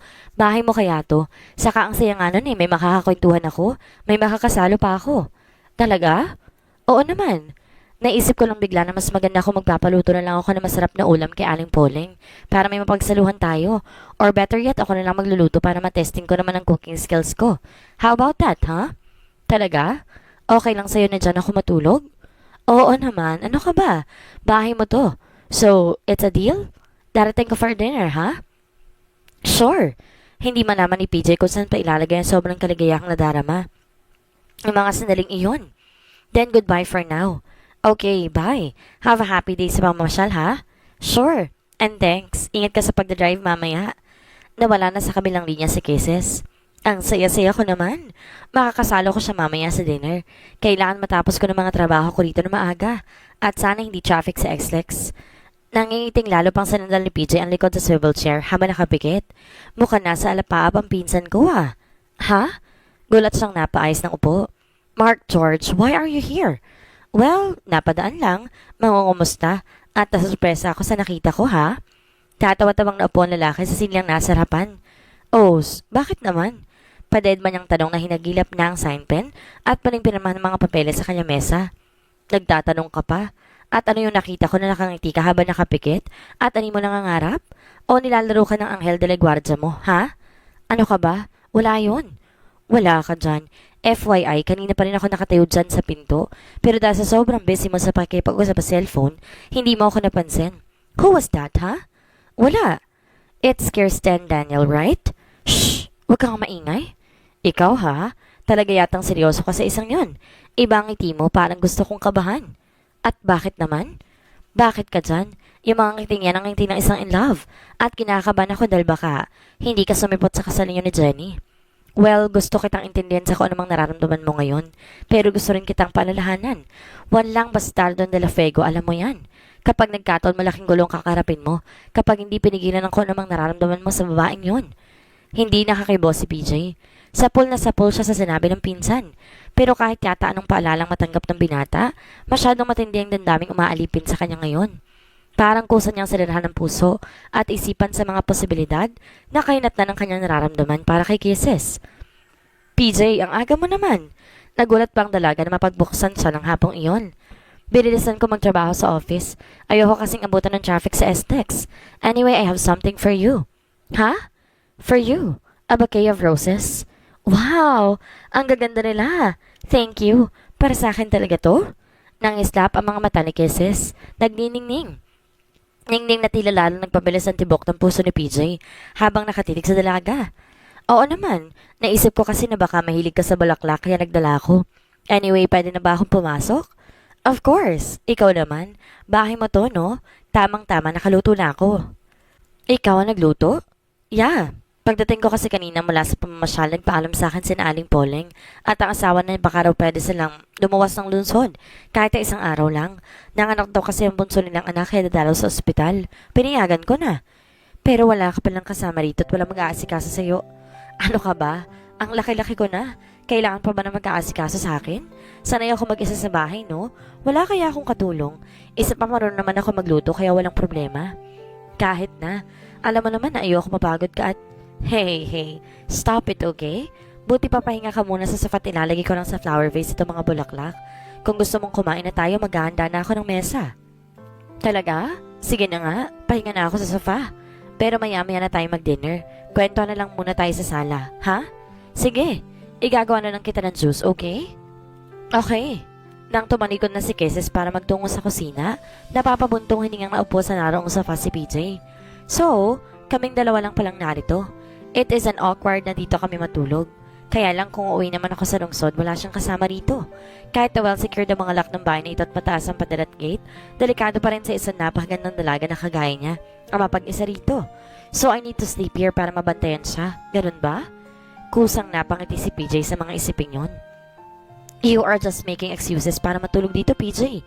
Aminin mo na kasi, talaga namang gustong-gusto mo siya makasama sa isang lugar na solong-solo mo siya, hindi ba? Stop it! Gustuin ko man siya makasama at pasolo, wala naman akong iniisip na masama laban sa kanya, no? Wala akong anumang planong gawin. Maging masaya na ako sa isiping magkatabi ang salitulugan namin. Nangingiting sumandal sa sofa si PJ. Hey, bakit ka nangingiti, ha? Ha? Automatikong napadilat ang binata. Kisses, ikaw pala. Yeah, naigawa na kita ng juice. Inumin mo na habang malamig. Nakangitingin nilapag ni Kisses sa center table ang baso ng juice at tumapit sa component. Magpapatugtog ako, ha? Anong favorite music mo? Soft music na lang. Kahit ano, mas nakaka-relax yun. Okay, pareho naman pala tayo ng gustong musika. Mamaya lang umalingaw-ngaw na sa kabuuan ng sala ang isang malamyos na awitin. Ngayon, magkabilang dulo na mahabang sofa at tinanam ng magandang musika. Nanatili lamang silang tahimik. Kisses? Yes? Shall we dance? Biglang tumayo ang binata at lumapit sa kanya sabay lahat ng palad. Napangiti na lang si Kisses. Sure. Sa kawalang pag-alilangan tinanggap ang nakalahad nitong palad. Pagkuway marahan na silang umindak sa gitna ng sala. Magkalapat ang mga dibdib. Magkahinang ang mga mata. Nararamdaman ng tibok ng puso ng isa't isa. Nalalanghap ang hininga ng bawat isa. Kisses? Nakangiti ang anas niya habang nakatitig sa mga mata nito. I wanted to kiss you. Mas matamis ang iting pinagkaloob niya rito. Do as you please, PJ. Pagkaway kusa siyang pumikit at bahagyang iniawang ang mga labi na tinanagaan niya rito na gawin ng nais. And so, he did. It was just a tender kiss. Sa simula, nananansya pa kasi ang mga labi ni PJ sa paghalik sa napakalambot ng mga labi ni Kisses. Pero dahil sa walang inibisyong pagtugon ng dalaga, maya-maya lang kusa na rin naging mapasok ang halik na pinagkakalob niya rito. Naging mapaghanap na, nagpapahiwatig na mas mapasok na pagtugon. At minsan pa hindi nabigo si PJ. Nakatanggap siya ng mas mapasok ng pagtugon mula sa dalaga. Ilang sandaling nagtagal ang halik na kanilang pinagsasaluhan. Habang di na rin napigilan ng binata, ang mga palad na naging mapasok na rin sa paggalaw sa katawan ni Kisses. Naging pangahas. Naorinigan niya pang mahinang ungol mula sa dalaga, maging ang bahagyang pag-igtad ng katawan nito. Kaya naman laling tila sinisilaban ng pakiramdam ni PJ. Parang gusto niyang mawala sa sarili. Para na siyang mababaloy sa pananabik na nag-uumalpa sa kanyang dibdib. At sa huli, sinunod niyang nasa ng katawan. Marahan sang hinaklas ang botones ng mga suot na blouse ng dalaga. PJ! Bahagyang napasingap si Kisses nang maramdaman ang malamig na hanging dumapyo sa nahantan nitong dibdib. Shh! It's alright, baby, ha? It's alright. At iglap lang, napangkunan niyang dalaga at inihakbang patungo sa hagdan. Bakit sa ikalawang palapag gusto naghihintayin sa kanila ang malambot na kama? Kailangan bang umagabot sa ganito? Hanggang saan pa bang kaya niyang gawin? Maagaw lamang lalaking pakakasalan ng kanyang stepsister. Kailangan bang humantong pa sa tuloy ang pagpapaangkin sa lalaking ito para tuloy nitong bumitaw sa babaeng pakakasalan nito?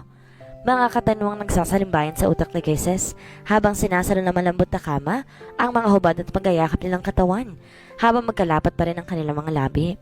Ngunit anuman na masapungan niyang katanugunan, wala rin namang halaga dahil tila wala na makakapigil sa mga kapasukan na pinilalasap sa kanya ni PJ.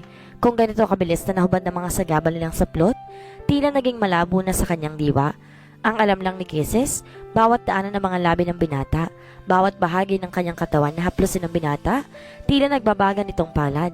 May naiiwan doong titis ng apoy na animo mitsa na agad sumisiklab. Oo nga't pinaghandaan ng kanyang isip ang kalooban, ang ganitong pagkakataon. Ang akitin si PJ at gamitin ang kanyang katawan at kagandahan para ito'y mabaliw sa kanya. Hindi rin naman inaasahan ng dalaga ang mga sariling damdamin at pakiramdam na magigising din sa kanyang dibdib. His tender kiss, his tender touches. Gusto niya lang lahat ng iyon. Gusto niya ang masarap na pakiramdam na binubuhay niya sa bawat bahagi ng kanyang pagkatao. And also his savage kisses, his brutal touches. Mas lalong pinaralala na marahas nitong halik at tapos ang kanyang nararamdaman. And she wants more, so he gave her more. Mahinang napaigik si Kisses sa biglang salakay na mabining kirot sa kanyang hindi punong katawan.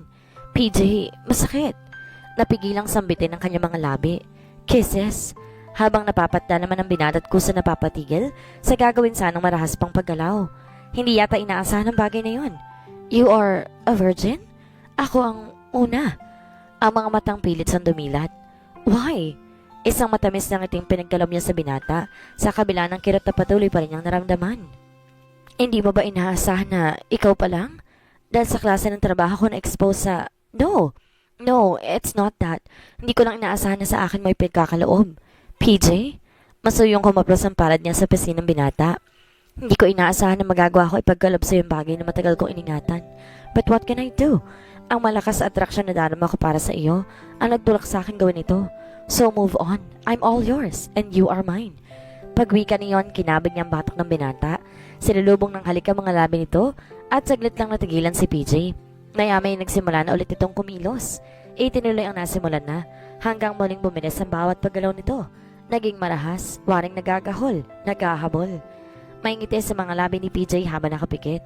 Waring nanamnam pa ng binatang masarap na pakiramdam na atid ng malayang pagkangkin sa dalagang may ginising na kakaibang damdamin sa kanyang puso.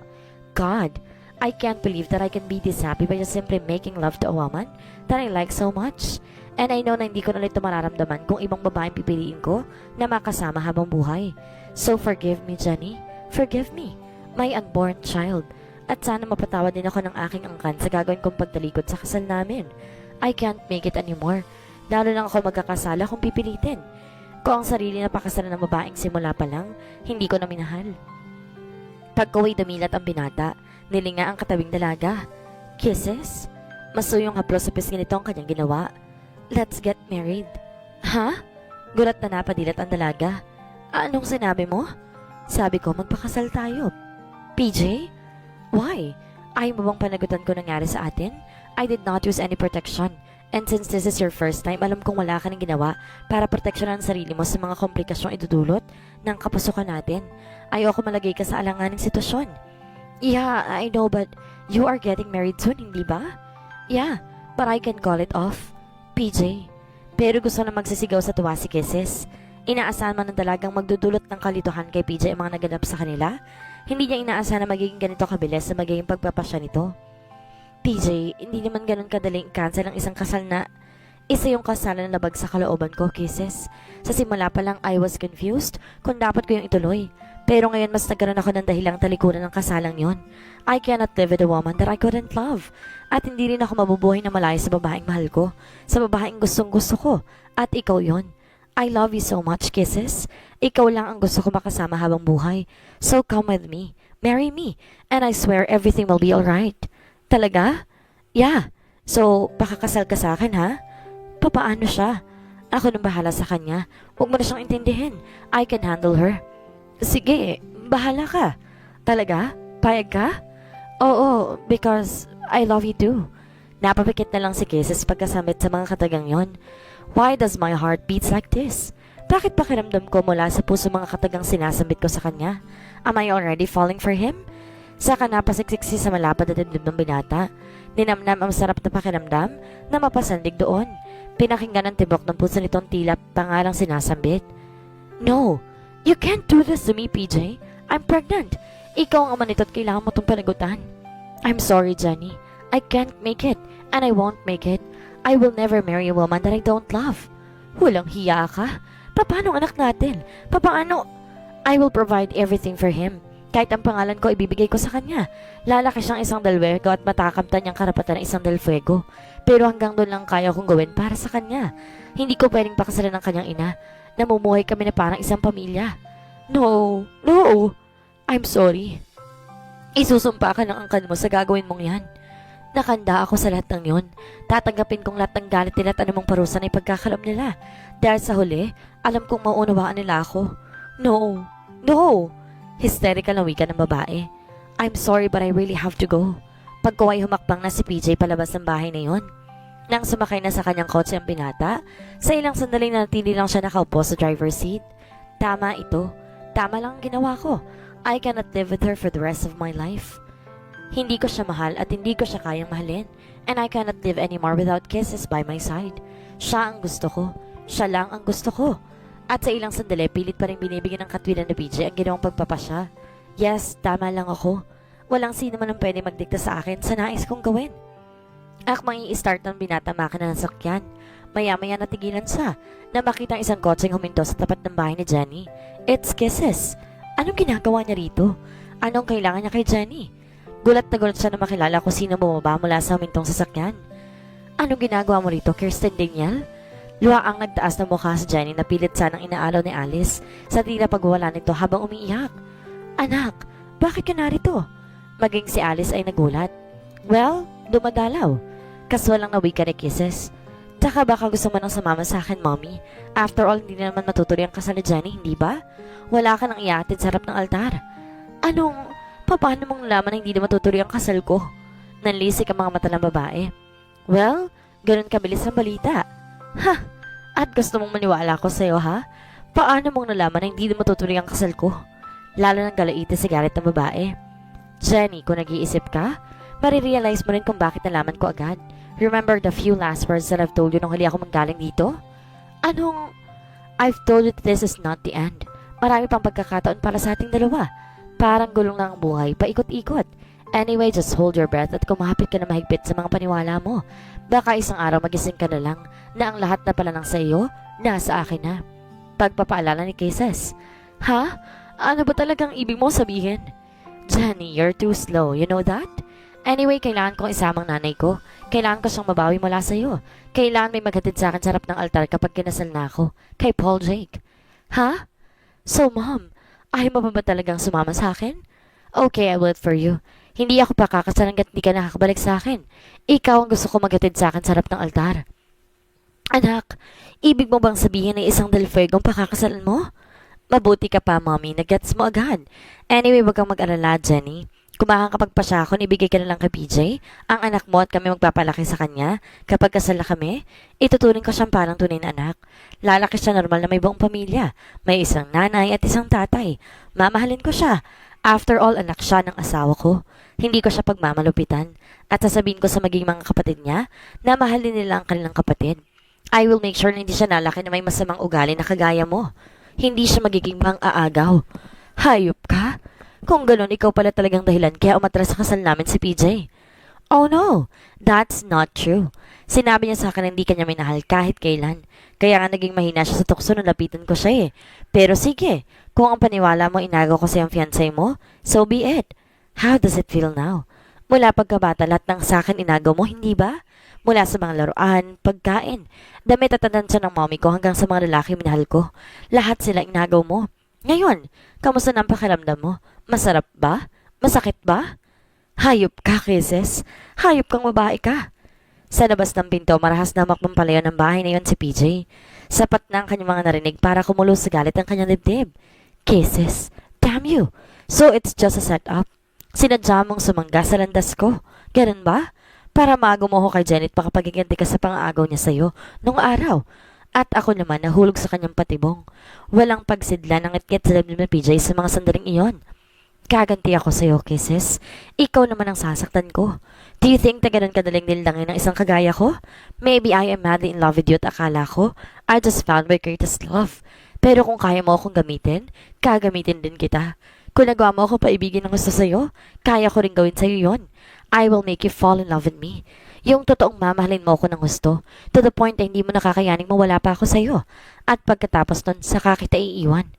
Pagkaway diretsong tinungga ni PJ ang lamang alak ng basong hawak. Ilang shot pa ang kanyang ginawa hanggang makatulog na siya sa pagkakalugmok sa sofa. Masakit ang ulo ng binata na magising kinabukasan, ngunit naman pa rin niyang mas makirot na pagpintig ng kanyang puso. Bahagya pang humahapay na tinungo niya ang banyo at nag-shower. Kisses, bakit? Bakit ikaw pang minahal ko ng ganito? Bakit kailangan pa ako masaktan ng ganito? Ilang sandaling ibinaba ng binata ang sarili sa malakas na buhos ng tubig mula sa shower.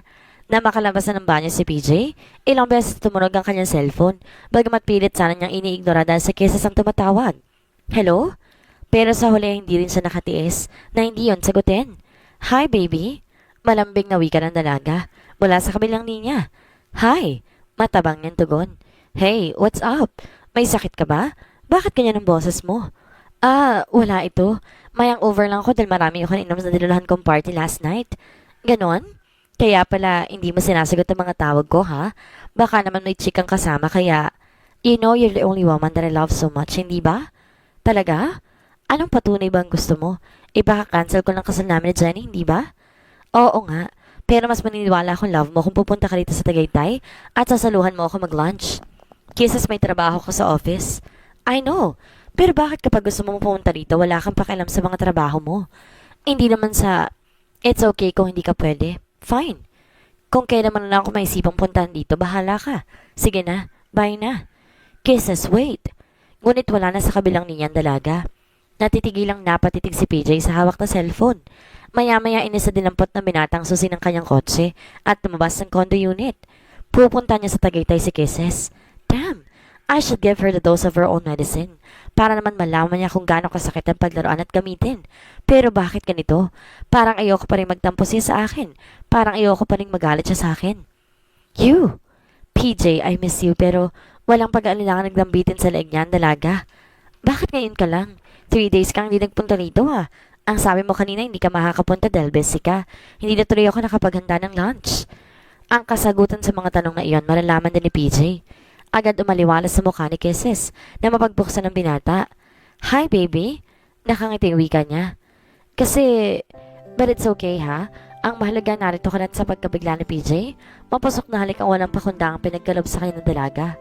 Kaya naman napabigit na lamang siya. Kisses, I miss you too. Traidor na bulong kanyang puso. At bigla, na-realize ni PJ sabik na rin talaga siya sa dalaga. Ang mga yakap to at halik, ang init ng katawan. Ang init ng pagmamahal lang ngayon ay ibang puso na namang ipinagkakalob sa kanya.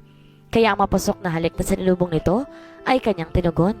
Hanggang minsan pa malambot silang humantong habang maghihintay sa kanilang mga hubad na katawan.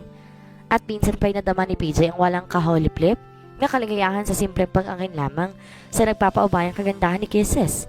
It's been 1 month pa na nang umatras si PJ sa kasal nila ni Jenny at ngayon inaani niya ang galit ng mga elders na halos itakwil na siya. How dare you PJ? Malaking kaya ang binigay mo sa ating angkan. Galit na wika nitong si Jeffrey. Lolo, naging totoo lang ako sa sarili ko. Damn it PJ, sa ginawa mong to sa palagay mo hindi ko gagayahin ng mga pinsan mo? Mataas din ang tinig ni Henry. May sarili silang isip. Nasa kanila na ako anong gagawin nila sa buhay nila. Pero para sa akin walang mali sa ginawa ko. Naging totoo lang ako sa sarili ko. Hindi ko kayang mahalin si Jenny pero mamahalin kong anak namin kapag naisilang na. Kung papayag siya, ampunin kong bata. Kay daling sabihin, sa palagay mo papayag siya? It's up to her kung papayag siya o hindi. At nasa inyo na kung parusa ang bibigyan niyo sa akin. Tatanggapin ko to unawain. Kung ganon, vacate your post as the CEO of Del Fuego Shipping Lines. Andre Almonte? I will, Lolo Henry. Good. At kung ano pa magiging pasya namin sa ginawa mo, pag-uusapin pa namin ang ibang lolo ninyo. I will wait for your decision. Nang lisanin ni PJ ang lugar na iyon, magandang kanyang kalooban sa kabila ng parusang natanggap. This is the first time na may gumawa ng ginawa ko. Pero maliban sa pagtanggal nila sa akin sa pwesto bilang CEO, alam kong may papangkaparusang igagawad sa akin ng mga elders. Hindi pa lang sila makapagpasya kung ano iyon. Pero nakahanda ako. I have my own money now. I can live my own life. Pero si Kisses hanggang ngayon hindi ko pa rin talaga alam kung anong gagawin ko sa kanya. When is the right time to leave her? Kailan ko ba matitiyak na mahal niya ako bago ko siya iwan? Pero sa tuwing may isip ni PJ ang bagay na yon, tila may paru-parong lilipad-lipad sa kanyang sikmura.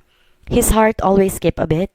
Nang magbalik na sa kanyang opisina ang binata, sinimulan niyang iligpit ang mga gamit sa kanyang mesa para tuluyang ibakante ang lugar. I love being the CEO of this company pero hindi na ako kailangan dito ngayon. So I have to leave this place. Maya-mayang natigilan sa binata na mapansin ang isa sa mga gamit na ililigpit. Kahit sa ang kumpanya ko malalagay, lagi ko itong dala. Nangingiting muli niyang binasa ang mga iyon. PJ, oh baby, I love you. I love you. She began to move on top of him. Habang nakapikit ng mga matang dalaga, nawaring ninanamnam ang mga kiliti at sensasyong pinagsaluhan nila sa bawat paggalaw ng katawan nito sa ibabaw niya. Kisses, I love you too. Habang parang balo naman salbes ni Julius sa bawat pagtatagpo at paglayo ng mga katawan. Ang malalim na gabi ayaw pa rin nilang patulugin. Ang mga yakap at halip na kanilang pinagsasaluhan. Gayun din ang mainit na pag-angkin sa isa't isa ay tila walang katapusan. PJ, kisses, oh God, that was really great. Kasabay ng marahas na mga ungol na yon, sa wakas muli na narating ang dako pa roon. Kapwa kumikinig ang mga katawan na nagyakap sila, kapwa pagod at humihingal, parehong-parehong nakapagkit sa mga ngiti, ang labi ng isa't isa. Ilang sandali pang lumipas sa wakas, unti-unti na nilang nahahamig ang sarili habang magkayakap na nakatulog at ang mga tagpuin na nagiging dahilan ni PJ para hindi na maisagawa ang katuparan ng tunay plano sa relasyon nila ng dalaga. Ang italampak sa muka nito na tinatapos ng relasyon ni iyon. Pakanta-kanta pa si Kisses habang naghahanda ng agahan nila. Ang saya-saya niya. Mukhang good mood ah. Sirain ko kaya ang mood niya by just telling her na break na kami, na hindi na matutuloy ang alokong kasal. Napabuntuhan niya lamang si PJ sa isiping iyon. Pero kapag ginawa ko yon, kapag sinabi ko yon, she will surely get mad at baka mag-alsa balutan agad pabalik sa lungsod. At sa karakter ng babaeng ito, siguradong sobrang galit ang mararamdaman niya para sa akin. Baka isumpa niya ako, baka hindi na nga ako makalapit sa kanya. Babe, you want some coffee? Biglang bumaling sa kanya nakangating dalaga. Ngiting tila malamig na kamay na humaplos sa kanyang puso. Ha? Ayoko. Masyado na ako ninenervyos kaya iinom ng kape. Nakangating wika ni PJ. Oh God, bakit ba sa simpleng ngiti lamang niya sumasaya ng puso ko? She is goddamn beautiful.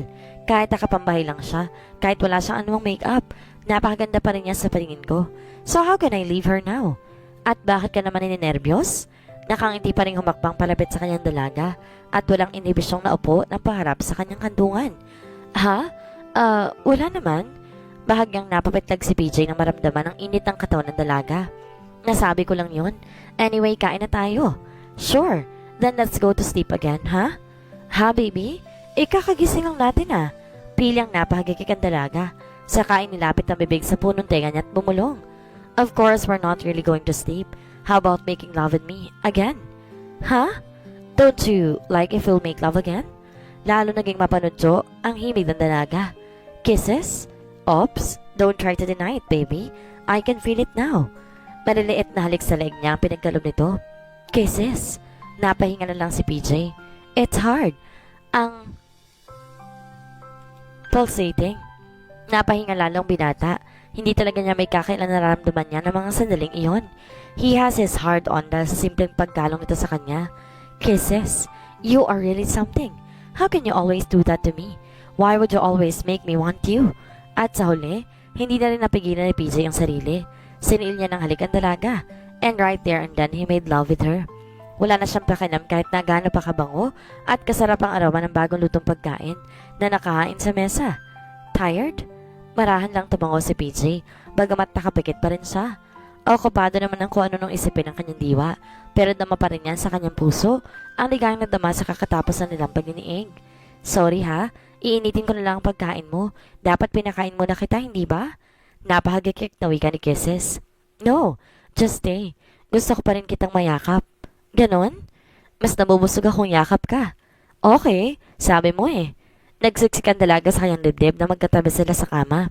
Babes, pakasal na tayo ha? Next month or maybe next week. O kahit na bukas. Basta pakakasal na kita. PJ? Talaga? Totoo na yan? Kahit sa judge mo ng kaibigan ko, dinaayusin natin ang kasal sa simbahan. Babe, totoo ba yan? Yeah. Hindi ko kaya talagang mabuhay na wala ka. I love you. Bigla ang pagpapasyang ito, Kisses. Ayoko na talagang mawala ka sa akin. Mawala na sa akin ang lahat, wag lamang ikaw. Even my pride, dahil mas matatanggap ko palang ginagamit mo lang ako para makaganti kay Jenny. I don't care anymore. Pero hindi talaga kita kayang pakawalan. Bulong ng puso ng binata. PJ, baka nabibigla ka lang. Napabuntong hiningang bumangon ng binata. May kinuha sa drawer na nasa tabi ng kama. Here, ilang araw na to sa akin. Iniisip ko na ang pagkakataon kung kailan ko ibibigay sa'yo. And now is the right time. Ano yan? An engagement ring. Sumikdo sa kabang ni Bimikeses na mabuksan ang manita kahon na nilagay ni PJ sa palad ng dalaga. Akin to? Nakangating sinuot ang binata sa daliri niya ang diamond solitaire ring. It's beautiful. At bagay na bagay sa daliri mo, hindi ba? Yeah, thank you. But you really think I deserve this? And why not? I love you. You are the only woman that make me feel this happy. Pakasal ka na sa akin, ha? Yes, kung mapapatawad mo ako sa kasalanan ko sa'yo. Kasalanan? What was that? In the beginning, you are the target. Dahil ikaw ang fiancé ni Jenny. Your stepsister? Alam mo? Yup, I know that. Naginamit pa lang ako para makaganti kay Jenny sa mga pangaagaw niya sa lahat ng bagay na sa'yo. Even your mother and your ex-boyfriend. PJ? At pakakasalan mo pa rin ako kahit what can I do? Ay tumigil sa pagmamahal ko, itong puso ko. PJ, so now tell me, why are you still staying with me kahit na napapakama na sa kanya na talo na siya? Kasi mahal na kita. Wala man yun sa plano ko, but how can I not love you? Manhid at ang alang babaeng hindi magmamahal sa'yo. See? Kaya bakit hindi ako magpapakatanga sa babaeng mahal na mahal ko kung mahal din niya ako? Just marry me and I will forgive you. Para na talaga sa Jenny. Talaga bang kahit nawala ka pa, ayoko na siyang pakasalan. And I will tell you something. Sa nakalipas sa isang buwan mula nang tuluyan kong talikuran ng kasal namin, may inutusan akong taong magbabantay sa kanya. Alamin ang ilan pang bagay-bagay tungkol sa kanya. And now what? Kung ano takasan niya? Ano? That baby in her womb. Posibleng hindi yun sa akin. Ano? She has a boyfriend noong sekretarya ko siya. Nalaman ng taong inutusan ko na ilang beses siyang nabuntis sa lalaking yon at ilang ulit din siya nagpa-abort. The last time that I saw him ay 3 gabi bago ang hindi sinasadya pagkita namin sa isang club. She was devastated that night. Mukhang problemado. As his boss, sinamahan ko siyang uminom. And before I knew, nalasing na pala niya ako at nagigising ako kinabukasan na ang sabi niya may nangyari raw sa amin. At sa uli sinabi niya nabuntis siya at akong ama. And the rest was history. Niya-pressure akong itakda ang kasal namin dahil sa mga elders. Ganon? Pero paano kung anak mo nga talaga ang bata? Ipinahalukay ko pang record niya sa OB na kanyang pinuntahan. She was 4 months pregnant as of now. Pero nang gabing malasing niya ako, that was only 3 months ago. So paano magiging anak kong batang yon? Totoo ba yan? Mas makakasiguro ko na hindi akin ang bata kapag nanganak na siya. Pero sa ngayon, ayoko na muna siyang problemahin. Ikaw lang ang gusto kong isipin, Kirsten Daniel. You would already know my real name? Parang di ko yata nabanggit sa'yo na 6 years ago, I saw a pretty girl crying habang nakatayo sa loob ng train at nakatayo ako sa harapan niya. I'd offer her a hanky pero hindi niya tinanggap. Biglang umuga ang train at puntik na siyang mabuwal. Hindi ko sinasadya pero sa pagnanais kong alalayan siya, sa dibdib niya ako napahawak at yun ang unang pagkakatong nasampal ako ng isang babae. Ouch! Ang sakit kaya? Then I found her diary in the MRT train. Kirsten Daniel ang pangalan nakalagay doon. Binasa ko nakalagay at nalaman ko kung bakit siya umiiyak. Because of her greedy stepsister na lahat ng sa kanya inaagaw. Ikaw yon? Yes, and it's our destiny to bump into each other bago pa kami magkakilala ng Jenny. I can't believe this. You have to believe now, babe. Dahil totoong naganap. Totoong time para sa isa't isa. Napangiti na lamang si Kisses, pero naiiyak din siya. Too good to be true. At nang yakapin siya ni PJ at salubungin ng halik ang kanyang mga labi, napapikit na lamang dalaga. That kiss was solemn, so tenderly. Sapat ang halik na yun para ma-realize niya na hindi pa naginip lang ang nagaganap. Nagkaliwanagan na sila ng kanilang secret sa bawat isa. Natuloy din ang kasal ni PJ at Kisses. Nalaman na rin ng mga elders ang ginawang panloloko ni Jenny ngayon bilang manager ulit si PJ ng kanilang business. Kahit naman di siya mag-manage ng Del Fuego Shipping Company Airlines at iba pang business, may sarili pa rin siyang empire. Naging masaya ang kanilang pagsasama na mag-asawa. Nagkita man sila ng maling pagkakataon noon, nagkita ulit sila sa tamang pagkakataon. Huwag maging selfish sa kapwa o sa taong nasa paligid mo, lalo na kung kapamilya at pinsan, nagdudulot ito ng hindi maganda. What if gumante? Mas masakit. Huwag tularan si Jenny. Mas masarap mamuhay ng walang naapakan tao. Maraming salamat sa lahat na nagsubaybay ng The Billionaire del Fuego, Secret in Love. Sana ay patuloy niyong subaybay ng susunod pang mga upload. Maraming salamat.